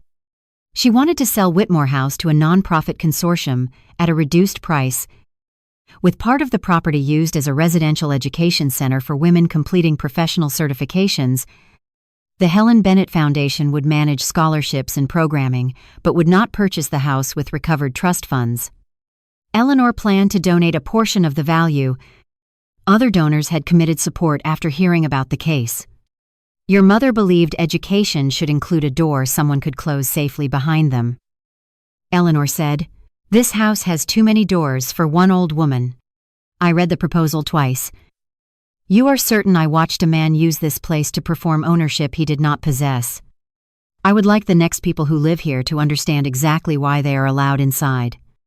We created the Whitmore Residential Fellowship. The ballroom where Marcus and Chloe announced their future became a study hall and event space. The upstairs suite they selected as their bedroom became temporary housing for women relocating to complete nursing, engineering, accounting, and teaching programs. The room planned as a nursery became a library. We preserved the exterior and restored the gardens. Eleanor retained a lifetime apartment in the East Wing and became the program's most demanding volunteer.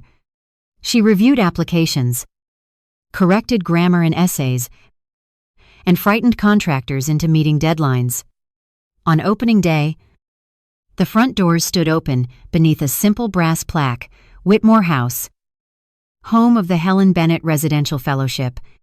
No gold keys, no photographs of Marcus, no mention of the scandal. Purpose had reclaimed the property without purchasing it through revenge. The recovered trust money returned to its original work. We expanded scholarships, funded new literacy labs, and created a financial abuse response program for beneficiaries whose spouses or relatives pressured them to surrender inheritances. The program taught people to use separate devices, independent verification, limited powers of attorney, transaction à l'air, and professional review. We never taught that love required suspicion. We taught that healthy love could survive clear boundaries. The first workshop filled within 2 days. Women arrived with stories of partners who called separate accounts secretive, parents who demanded access to settlements, siblings who believed caregiving entitled them to estates, and spouses who treated inheritance as compensation for remaining married. I listened to them and recognized the emotional machinery Marcus had used. He did not begin by asking for millions. He began by making boundaries feel insulting. He taught me that verifying a form meant distrusting him, that keeping trustees independent meant excluding him, and that refusing access proved I did not see us as a family. By the time the money arrived, he had spent years trying to redefine protection as betrayal. The program gave people language before pressure became theft. I moved out of the foundation residence 6 months after the divorce. Not because Marcus had contaminated it beyond repair, but because I wanted a home chosen for the person I had become rather than assigned through my marriage and work. I purchased a modest brick house near the lake with my own separate savings. It had 3 bedrooms, a small garden, and no ballroom. Every document was reviewed by David, Margaret, me, and an independent attorney. Not because I had lost confidence, but because confidence and verification can exist together. At closing, the title officer handed me 2 ordinary silver keys. I laughed unexpectedly. She asked whether something was wrong. "No," I said. "They are perfect. I did not need gold keys or 400 witnesses. The house belonged to me because every person with authority had consented. Every dollar had a lawful source, and every page told the same story. I planted my mother's favorite white roses beside the back steps. The first year, only 3 bloomed. Eleanor told me not to overmanage them. Roots do their most important work where you cannot see. She said, the foundation residence became housing for visiting program directors. Marcus's belongings remained in storage until his attorney arranged shipment to a relative. He requested several items he claimed were his, including a painting my mother had given me before the marriage. The inventory photographs proved otherwise.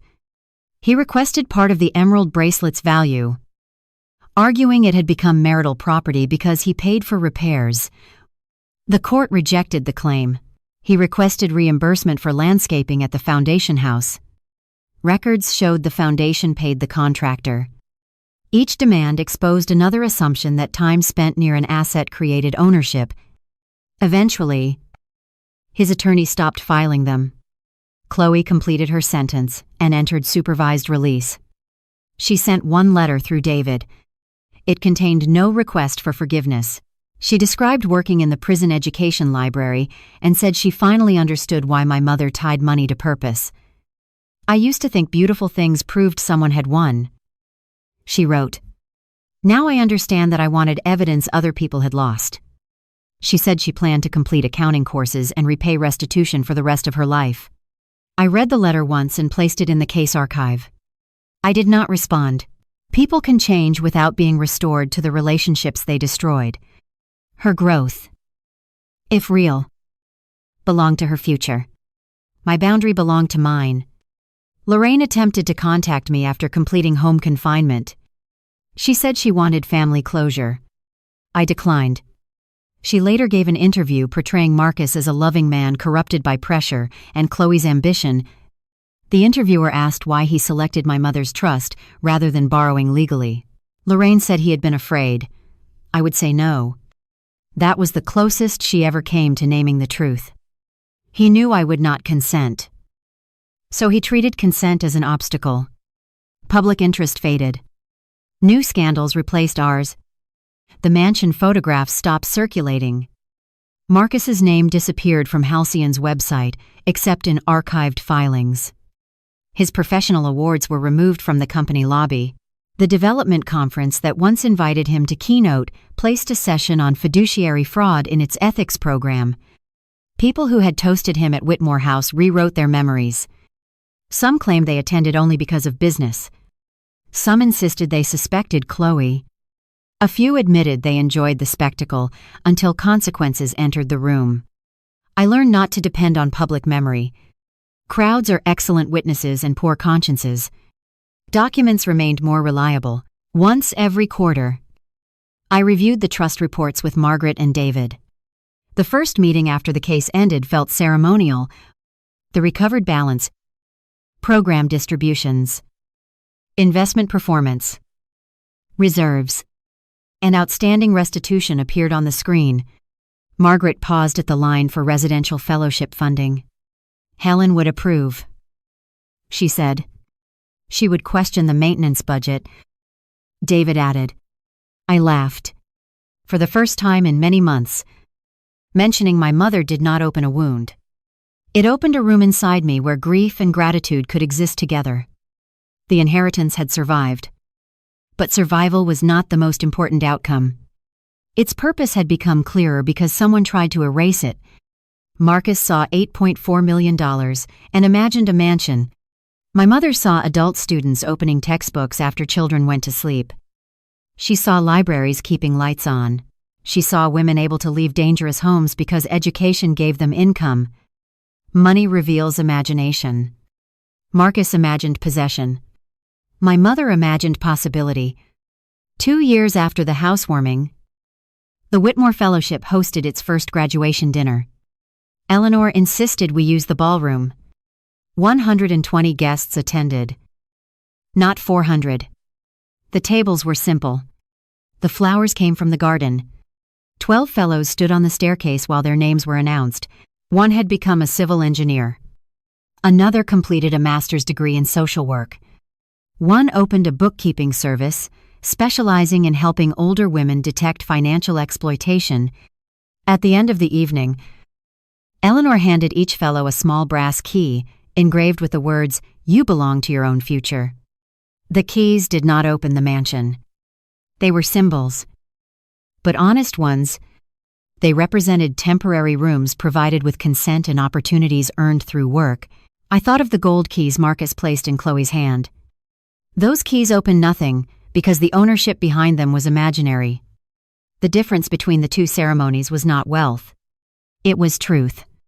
After the guests left, I stood in the foyer with Eleanor. "Do you ever wish you had stopped the party before it happened?" she asked.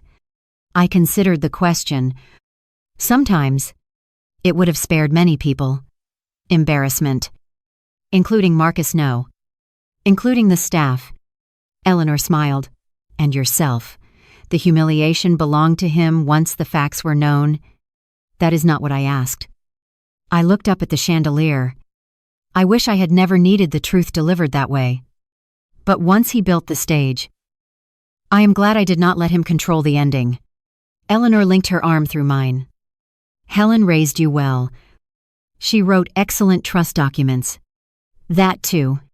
We turned off the ballroom lights and walked toward the library. Behind us, the house settled quietly into its real life. Restitution continued long after the trial. Criminal judgments can name a debt in one afternoon. But recovery arrives through years of tax refunds, seized accounts, property sales, insurance claims, and small payments deducted from prison wages. The trust received statements showing amounts Marcus paid each quarter. Some were less than the cost of the champagne he ordered for the housewarming party. Margaret insisted we record every payment with the same care as the original transfers. The amount does not change the obligation, she said. Marcus's remaining company shares were sold. A boat he had hidden through a friend was seized. The friend claimed Marcus had transferred it as repayment for a personal loan. But messages showed the transfer occurred after the bank freeze.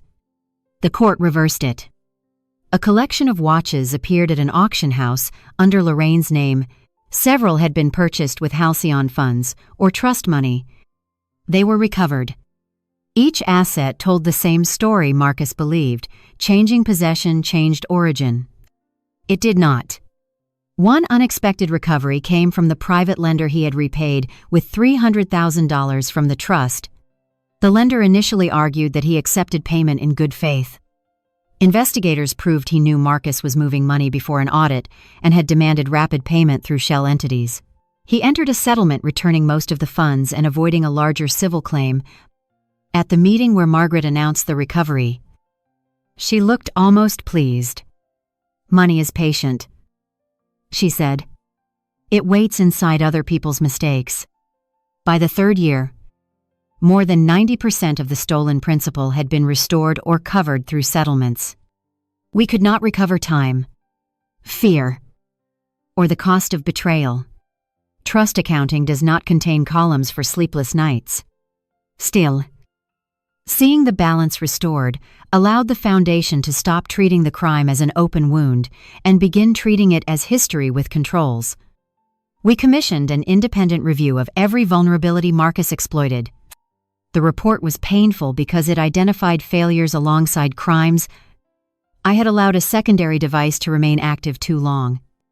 The bank accepted code changes without trustee confirmation. Memorial paperwork created opportunities for documents to be mixed. Staff deferred to Marcus because he was my husband. Vendors assumed his requests carried my authority. Grief explained those gaps, but explanation did not improve them. We changed procedures. No spouse or household member could serve as a backup verification contact for trust assets. Large transfers required live confirmation with 2 trustees. New vendors underwent beneficial ownership checks. Bereavement protocols reduced administrative burdens without transferring authority. Every beneficiary received private education before distributions. I refused to let embarrassment prevent institutional learning. Marcus had counted on me hiding the method to protect my image. Instead, we taught the method so others could recognize it. The foundation published a guide titled, "Access is Not Authority." It explained how financial abuse often begins with convenience. Let me handle that call. Give me the code. Sign this while you rest. I will speak for you. The guide did not mention Marcus, but every page answered him. It became our most downloaded resource. Banks requested copies. Estate attorneys used it in client meetings. A national charity invited me to speak about fiduciary protection during family transitions. At first, I declined. Public speaking about the case felt like granting Marcus continued ownership of my professional identity. Then a woman wrote to the foundation describing how the guide helped her recognize that her brother was redirecting their father's care payments. She stopped the transfers before the estate was emptied. I accepted the invitation. On stage, I did not tell a revenge story. I explained systems, pressure, and the difference between shared life and shared legal authority. During questions, someone asked how to know whether requesting transparency would damage a relationship. A healthy relationship may dislike inconvenience. I said, but it does not require secrecy to survive. Anyone who treats verification as betrayal is asking you to trust the absence of evidence more than the person asking the question. Another attendee asked whether I blamed myself. I review my decisions. I answered, blame belongs to the person who used those decisions dishonestly. That distinction took me years to learn. Responsibility can improve future choices. Self-blame only gives the offender another asset. Marcus wrote to me from prison during the 4th year. The envelope passed through David because direct contact remained restricted. The letter was 12 pages long. He described prison routines, lost friendships, and the difficulty of being known only by his crime. He said therapy had helped him understand that his need for status came from feeling inferior to my family. He admitted that Whitmore House was meant to prove he could create a life more impressive than the one my mother built. He apologized for the affair, the theft, the bracelet, and the divorce plan. For the first 11 pages, the letter sounded different from anything he had written before. Then, on the final page, he asked whether I would support a sentence reduction and forgive the remaining restitution. He said continued punishment prevented him from rebuilding. I read the request twice. Marcus had learned new vocabulary without surrendering the old expectation. His pain still created an obligation for me. His future still deserved financing from the person he harmed. I did not respond personally. Through counsel, I stated that I would not oppose any lawful review, but I would not request special treatment or forgive restitution owed to the trust. The decision belonged to the court and the trustees, not our former marriage. His motion was later denied because he had served too little of the sentence and had not completed financial disclosure. I hoped therapy eventually helped him without requiring me to become evidence of his transformation. Redemption that depends on renewed access to the victim is only another form of entitlement. Around that time, Chloe completed supervised release. She repaid part of her restitution through wages and the sale of a small condominium. She applied for permission to work as an administrative assistant at a nonprofit unrelated to finance. The supervising officer requested a statement from the trust. We did not object, provided she had no access to funds, donor data, or payment systems. Senning Eleanor asked whether that was forgiveness. No. I said, it is proportionality. You always choose the least dramatic word. Drama has caused enough property damage. Chloe kept the job. Years later, the nonprofit director sent a note saying she was reliable, quiet, and meticulous.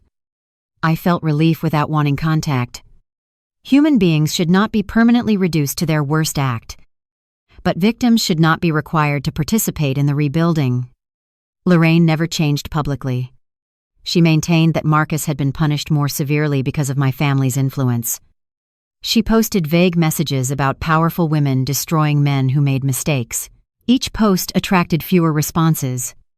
Eventually, even resentment lost its audience. She died 6 years after the trial, following a stroke. Marcus requested permission to attend the funeral. The court granted a supervised visit. I learned about it from David and felt a complicated sadness. Lorraine had loved her son in a way that protected him from every small consequence until only enormous ones remained. Her love did not excuse her actions, but it reminded me that devotion without truth can become a form of destruction. I sent no flowers. I made a private donation to a caregiver literacy program in the name of people who learned too late that helping and enabling are not the same. Eleanor grew frailer but refused to leave Whitmore House. The fellows carried groceries, changed light bulbs, and listened to stories about the mansion before it became a program. She attended every graduation until walking became difficult. then watched from the East Wing balcony. On her 74th birthday, the residents surprised her with a dinner in the garden. Someone placed a ridiculous gold paper crown on her head. Eleanor wore it for the entire evening. She whispered to me, "At least this gold object accurately represents its legal authority." I laughed so loudly that the fellows stared. When Eleanor died the following spring, she left her remaining interest in Whitmore House to the nonprofit consortium. Her will included a short note for me. Houses do not remember who boasted inside them. People do. Give them better stories. We placed the note in the library beside my mother's photograph. Thomas retired after the memorial. The fellowship hired one of its former residents as property director. The house no longer needed anyone connected to the night Marcus tried to claim it. That felt like completion. Institutions heal when their future stops, requiring the people who survived the original harm to guard every door. My own life became quieter. I dated occasionally but never treated partnership as proof of recovery. For years, people asked whether I would marry again. The question assumed marriage was the missing object in an otherwise restored room. I did not feel incomplete. I had friends, work, family through choice, a home, and mornings where no one asked for passwords while pretending concern. Eventually, I met Daniel Regis, an architect who volunteered on historic library projects. He knew about the case because everyone in our professional circle did, but he never asked for the dramatic version. On our third date, he asked what my mother liked to read. That question mattered more than curiosity about Marcus. We moved slowly. When Daniel needed access to my house to meet a contractor, he asked whether I preferred to be present. When we traveled, he carried his own documents. When we discussed finances, he showed me his debts before asking about my assets. Respect appeared not as grand declarations, but as the absence of pressure.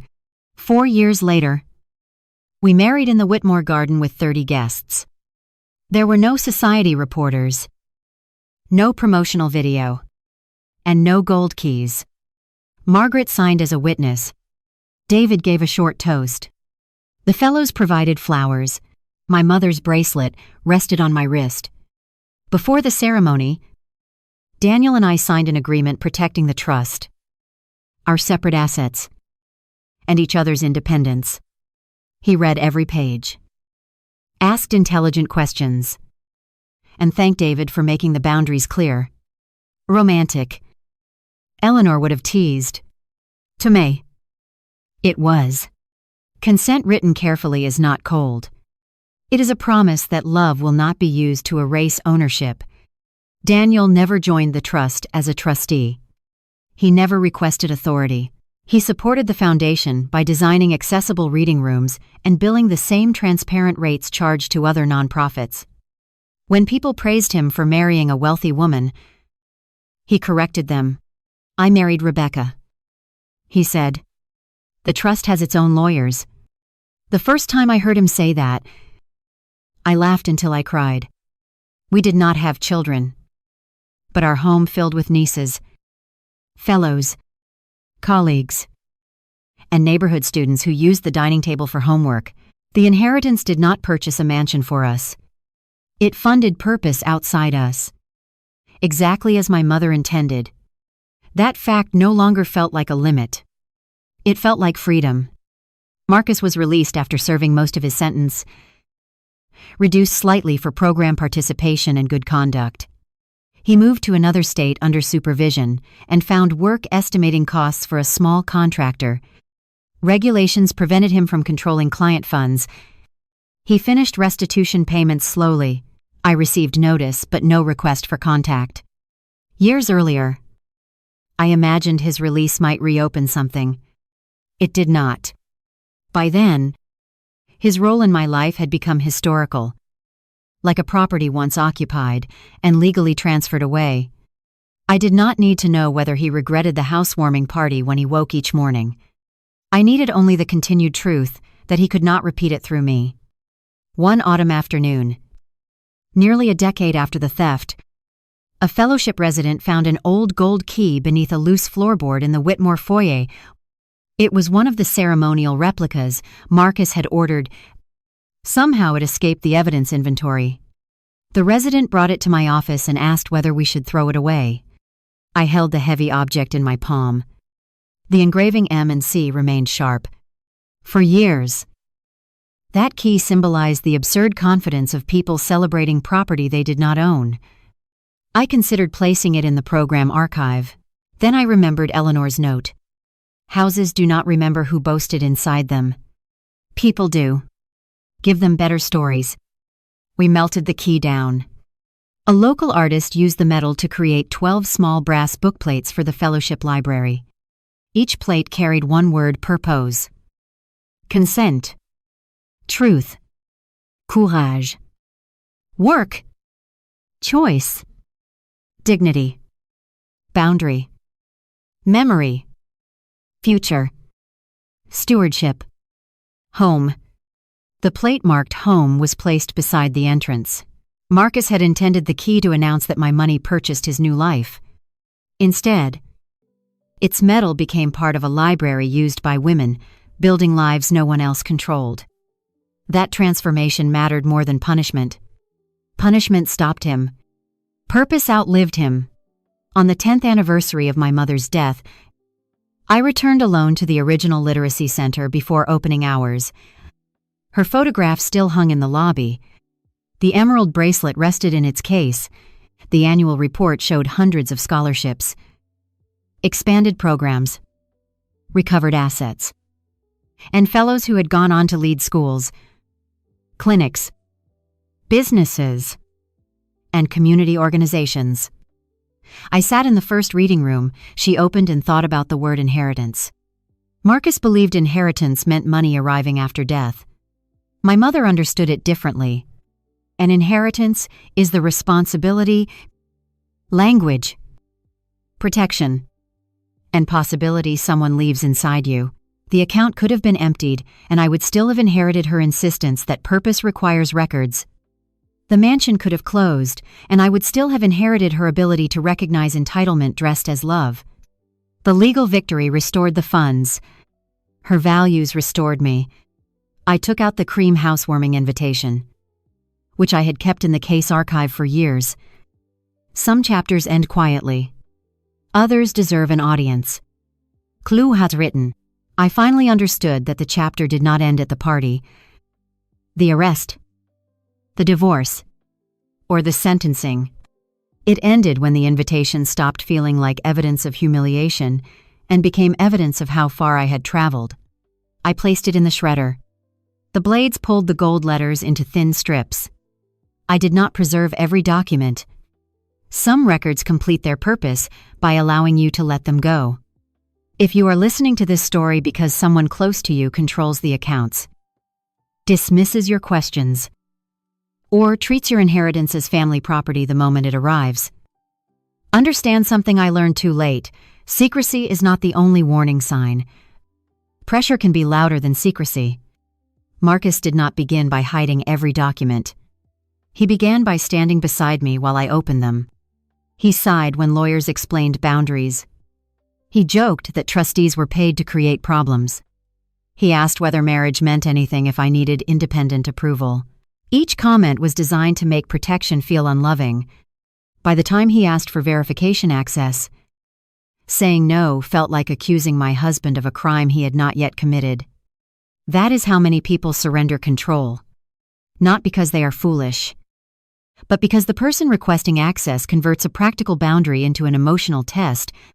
Healthy love does not require you to fail those tests. Healthy love does not ask you to prove loyalty by becoming unprotected. Marcus also relied on the belief that financial abuse looks like a stranger stealing a card or a criminal hacking an account. In reality, the person most capable of exploiting your systems may know when you sleep, where you store documents, which names make you emotional, and how to imitate your language. Proximity creates information. It does not create permission.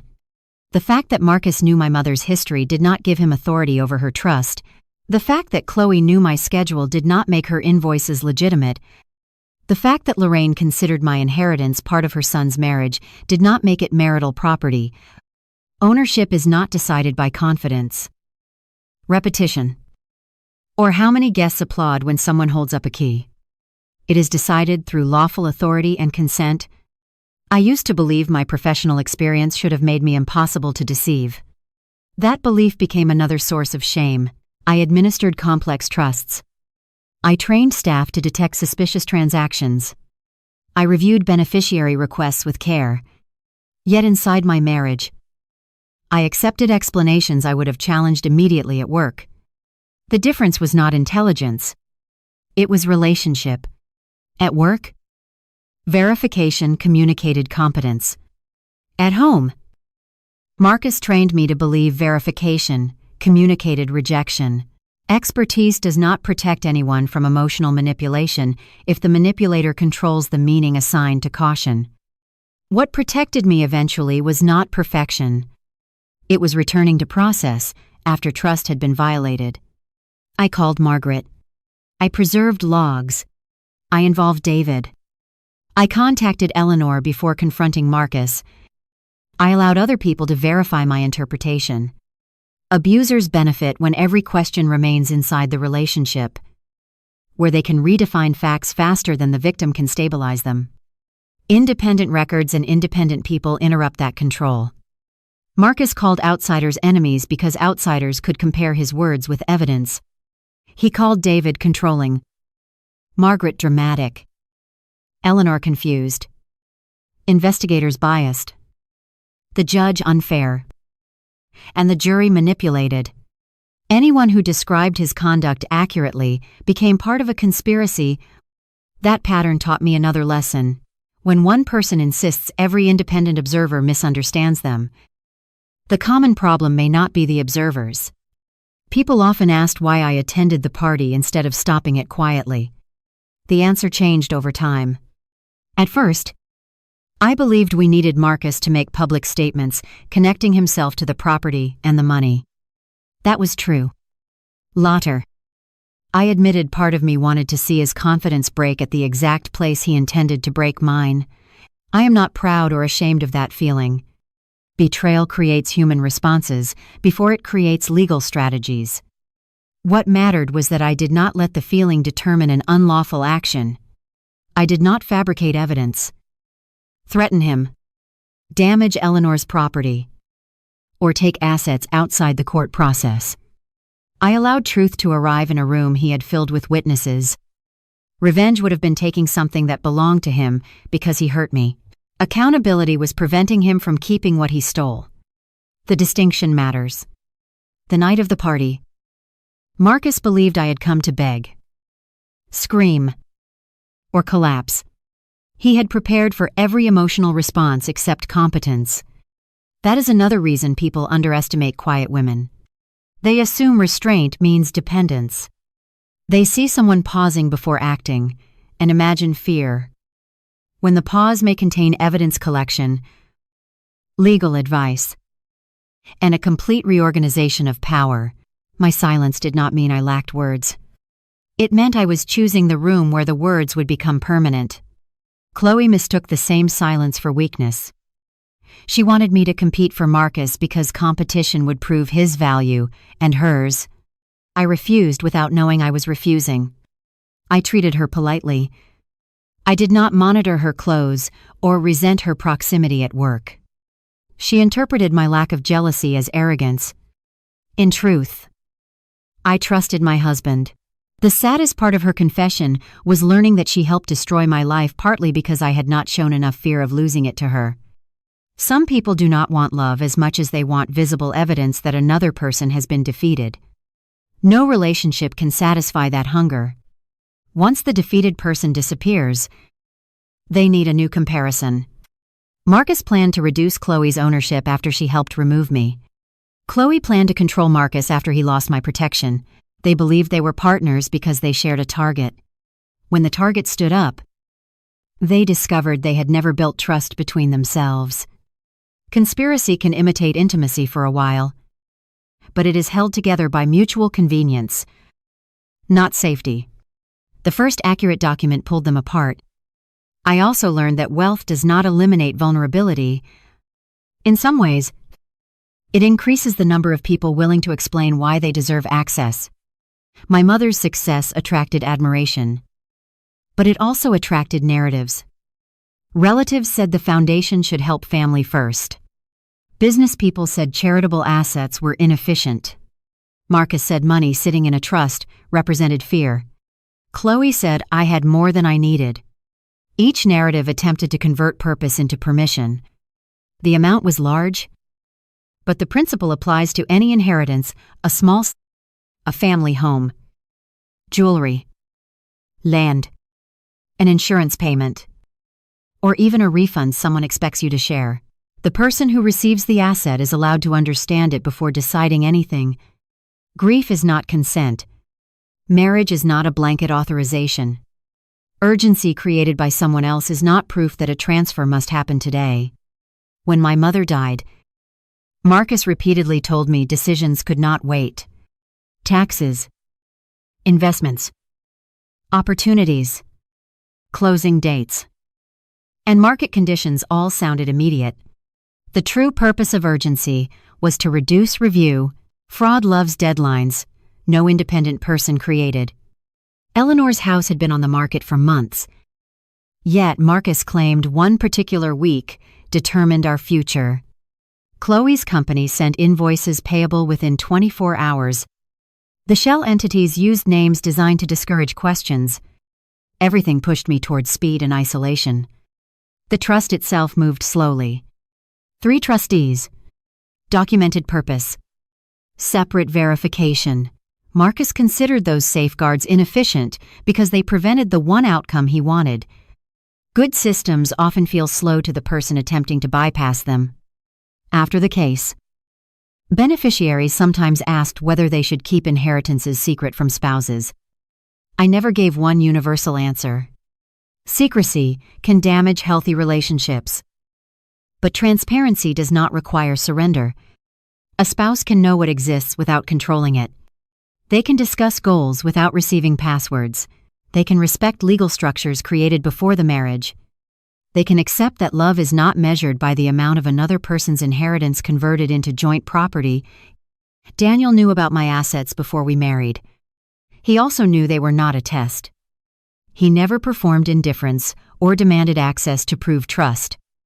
We made plans using what each of us freely chose to contribute. That freedom made generosity possible without fear. Boundaries did not stand between us. They prevented resentment and entitlement from entering. I think often about the moment Marcus asked, "Where am I supposed to go after his accounts and access were restricted?" At the time, the question felt manipulative. Later, I understood it also revealed the emptiness of his plan. He had purchased the image of a home before securing lawful ownership. He had packed suits into a closet before deciding how to fund the closing lapse. End of closing. He had promised Chloe permanence using temporary access. He built the appearance first and expected reality to become too embarrassed to object. Many destructive people live that way. They announce the promotion, engagement, purchase, or victory before the underlying facts exist. Believing public expectation will pressure others into making it true. The housewarming party was not merely a celebration. It was part of the coercion. 400 witnesses were supposed to make reversal feel impossible. Marcus believed I would protect everyone's comfort by accepting the lie. He knew I disliked scenes. He counted on manners as an enforcement mechanism. Eleanor taught me that ownership does not become rude when it is asserted calmly. She did not apologize for interrupting a party in her own house. She did not debate whether Marcus felt invested. She opened the deed and stated the fact, "I still own this house." That sentence restored order because it did not negotiate with performance. There are moments when the most compassionate thing you can do for yourself is stop explaining the validity of a boundary to someone whose plan requires violating it. State it. Document it. Enforce it. Let discomfort belong to the person who crossed it. My mother did that through the trust before I was ready to do it emotionally. She wrote boundaries that remained firm after her voice was gone. At first, I saw the trust as a complex container around money. After Marcus, I saw it as a letter from a woman who knew love could not predict every future spouse, creditor, crisis, or weakness. She did not assume I would make perfect choices. She created a structure capable of surviving imperfect seasons, as persons ADA.2.or. That is why I no longer feel embarrassed that Marcus accessed the account. He found a vulnerability. But he could not rewrite the purpose, remove the other trustees, or erase the audit trail. Protection does not always prevent the first harm. Sometimes it ensures harm can be found, limited, and repaired. The recovered money mattered. The criminal conviction mattered. The divorce mattered. But the deepest victory was that Marcus failed to change the meaning of what my mother left. The inheritance never became a monument to his importance. It remained education, literacy, safety, and choice. Whitmore House did not become the home where he displayed a new wife. It became temporary housing for women constructing independent futures. My mother's bracelet did not remain on Chloe's wrist as proof that she replaced me. It returned to the place where my mother's work was remembered. The gold key did not survive as evidence of false ownership. It became words attached to books. Every object Marcus tried to convert into status returned to purpose. That is what I mean when I say he lost more than money. He lost the ability to define the story of what he touched. If you have ever been told that protecting your inheritance means you do not love your family, remember that people who love you should want your decisions to be informed and free. If someone insists you sign quickly, delay. If they become angry when you request copies, request more copies. If they want to replace your advisors with their friends, ask why. If access changes after a death, verify every device and contact. If money disappears, do not accept banking error from a person who benefits from your confusion. Contact the institution directly using information you already trust. Preserve messages. Tell someone independent. And do not allow shame to keep a theft private simply because the thief shares your last name. Family status can explain access. It cannot excuse abuse. I once thought the most powerful moment of my story was entering Whitmore House with Eleanor and watching Marcus stop smiling. It was dramatic. And perhaps that is why people remember it. But the most powerful moment came much later. Alone in the literacy center. When I shredded the invitation. By then, Marcus had no audience inside my mind. I no longer needed to replay his humiliation to prove I survived mine. The document had completed its purpose. I could let it disappear. Freedom is not only winning the case. It is reaching a day when the offender no longer occupies the first sentence of your future. My husband stole my inheritance to buy his mistress a house. That is what happened. But it is not the final definition of my life. My mother protected a legacy. Eleanor gave a house a better purpose. Margaret followed every dollar home. David made truth legible to courts. Scholarship recipients turned stolen opportunity back into education. And I learned that being betrayed does not make you foolish. But ignoring what betrayal teaches can keep you trapped. Marcus believed he was purchasing a new beginning. In the end, the only new beginning created by my mother's money belonged to people he never considered important enough to see.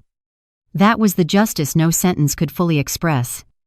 He wanted a mansion that proved he had won. We built a home that proved ownership means responsibility, not applause. He wanted gold keys.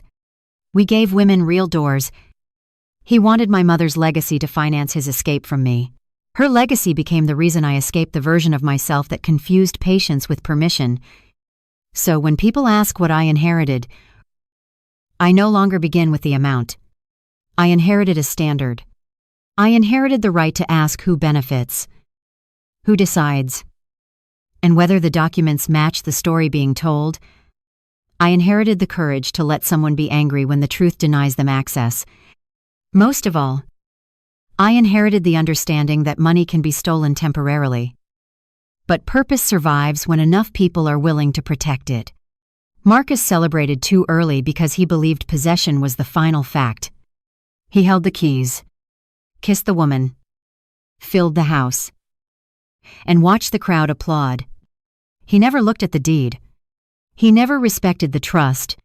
He never understood that the money carried obligations stronger than his desire. That was his mistake from the beginning. He thought he had stolen an inheritance. What he actually stole was enough time to reveal exactly who he was. And once the truth entered the house, he left with nothing he could call his own. The damage caused by misusing charitable or restricted funds does not end with the missing balance. Each unauthorized withdrawal may represent a delayed scholarship, a canceled class, or a promise an organization can no longer keep. When irregularities appear, responsible administrators should distinguish confirmed losses from estimates. Protect essential programs where possible, and avoid promising recovery before money is actually returned. Accountability is not complete when the wrongdoer is punished. It also requires restoring the original purpose of the funds as far as verified records and available resources allow. Scriptwriter Nguyen Van Chien.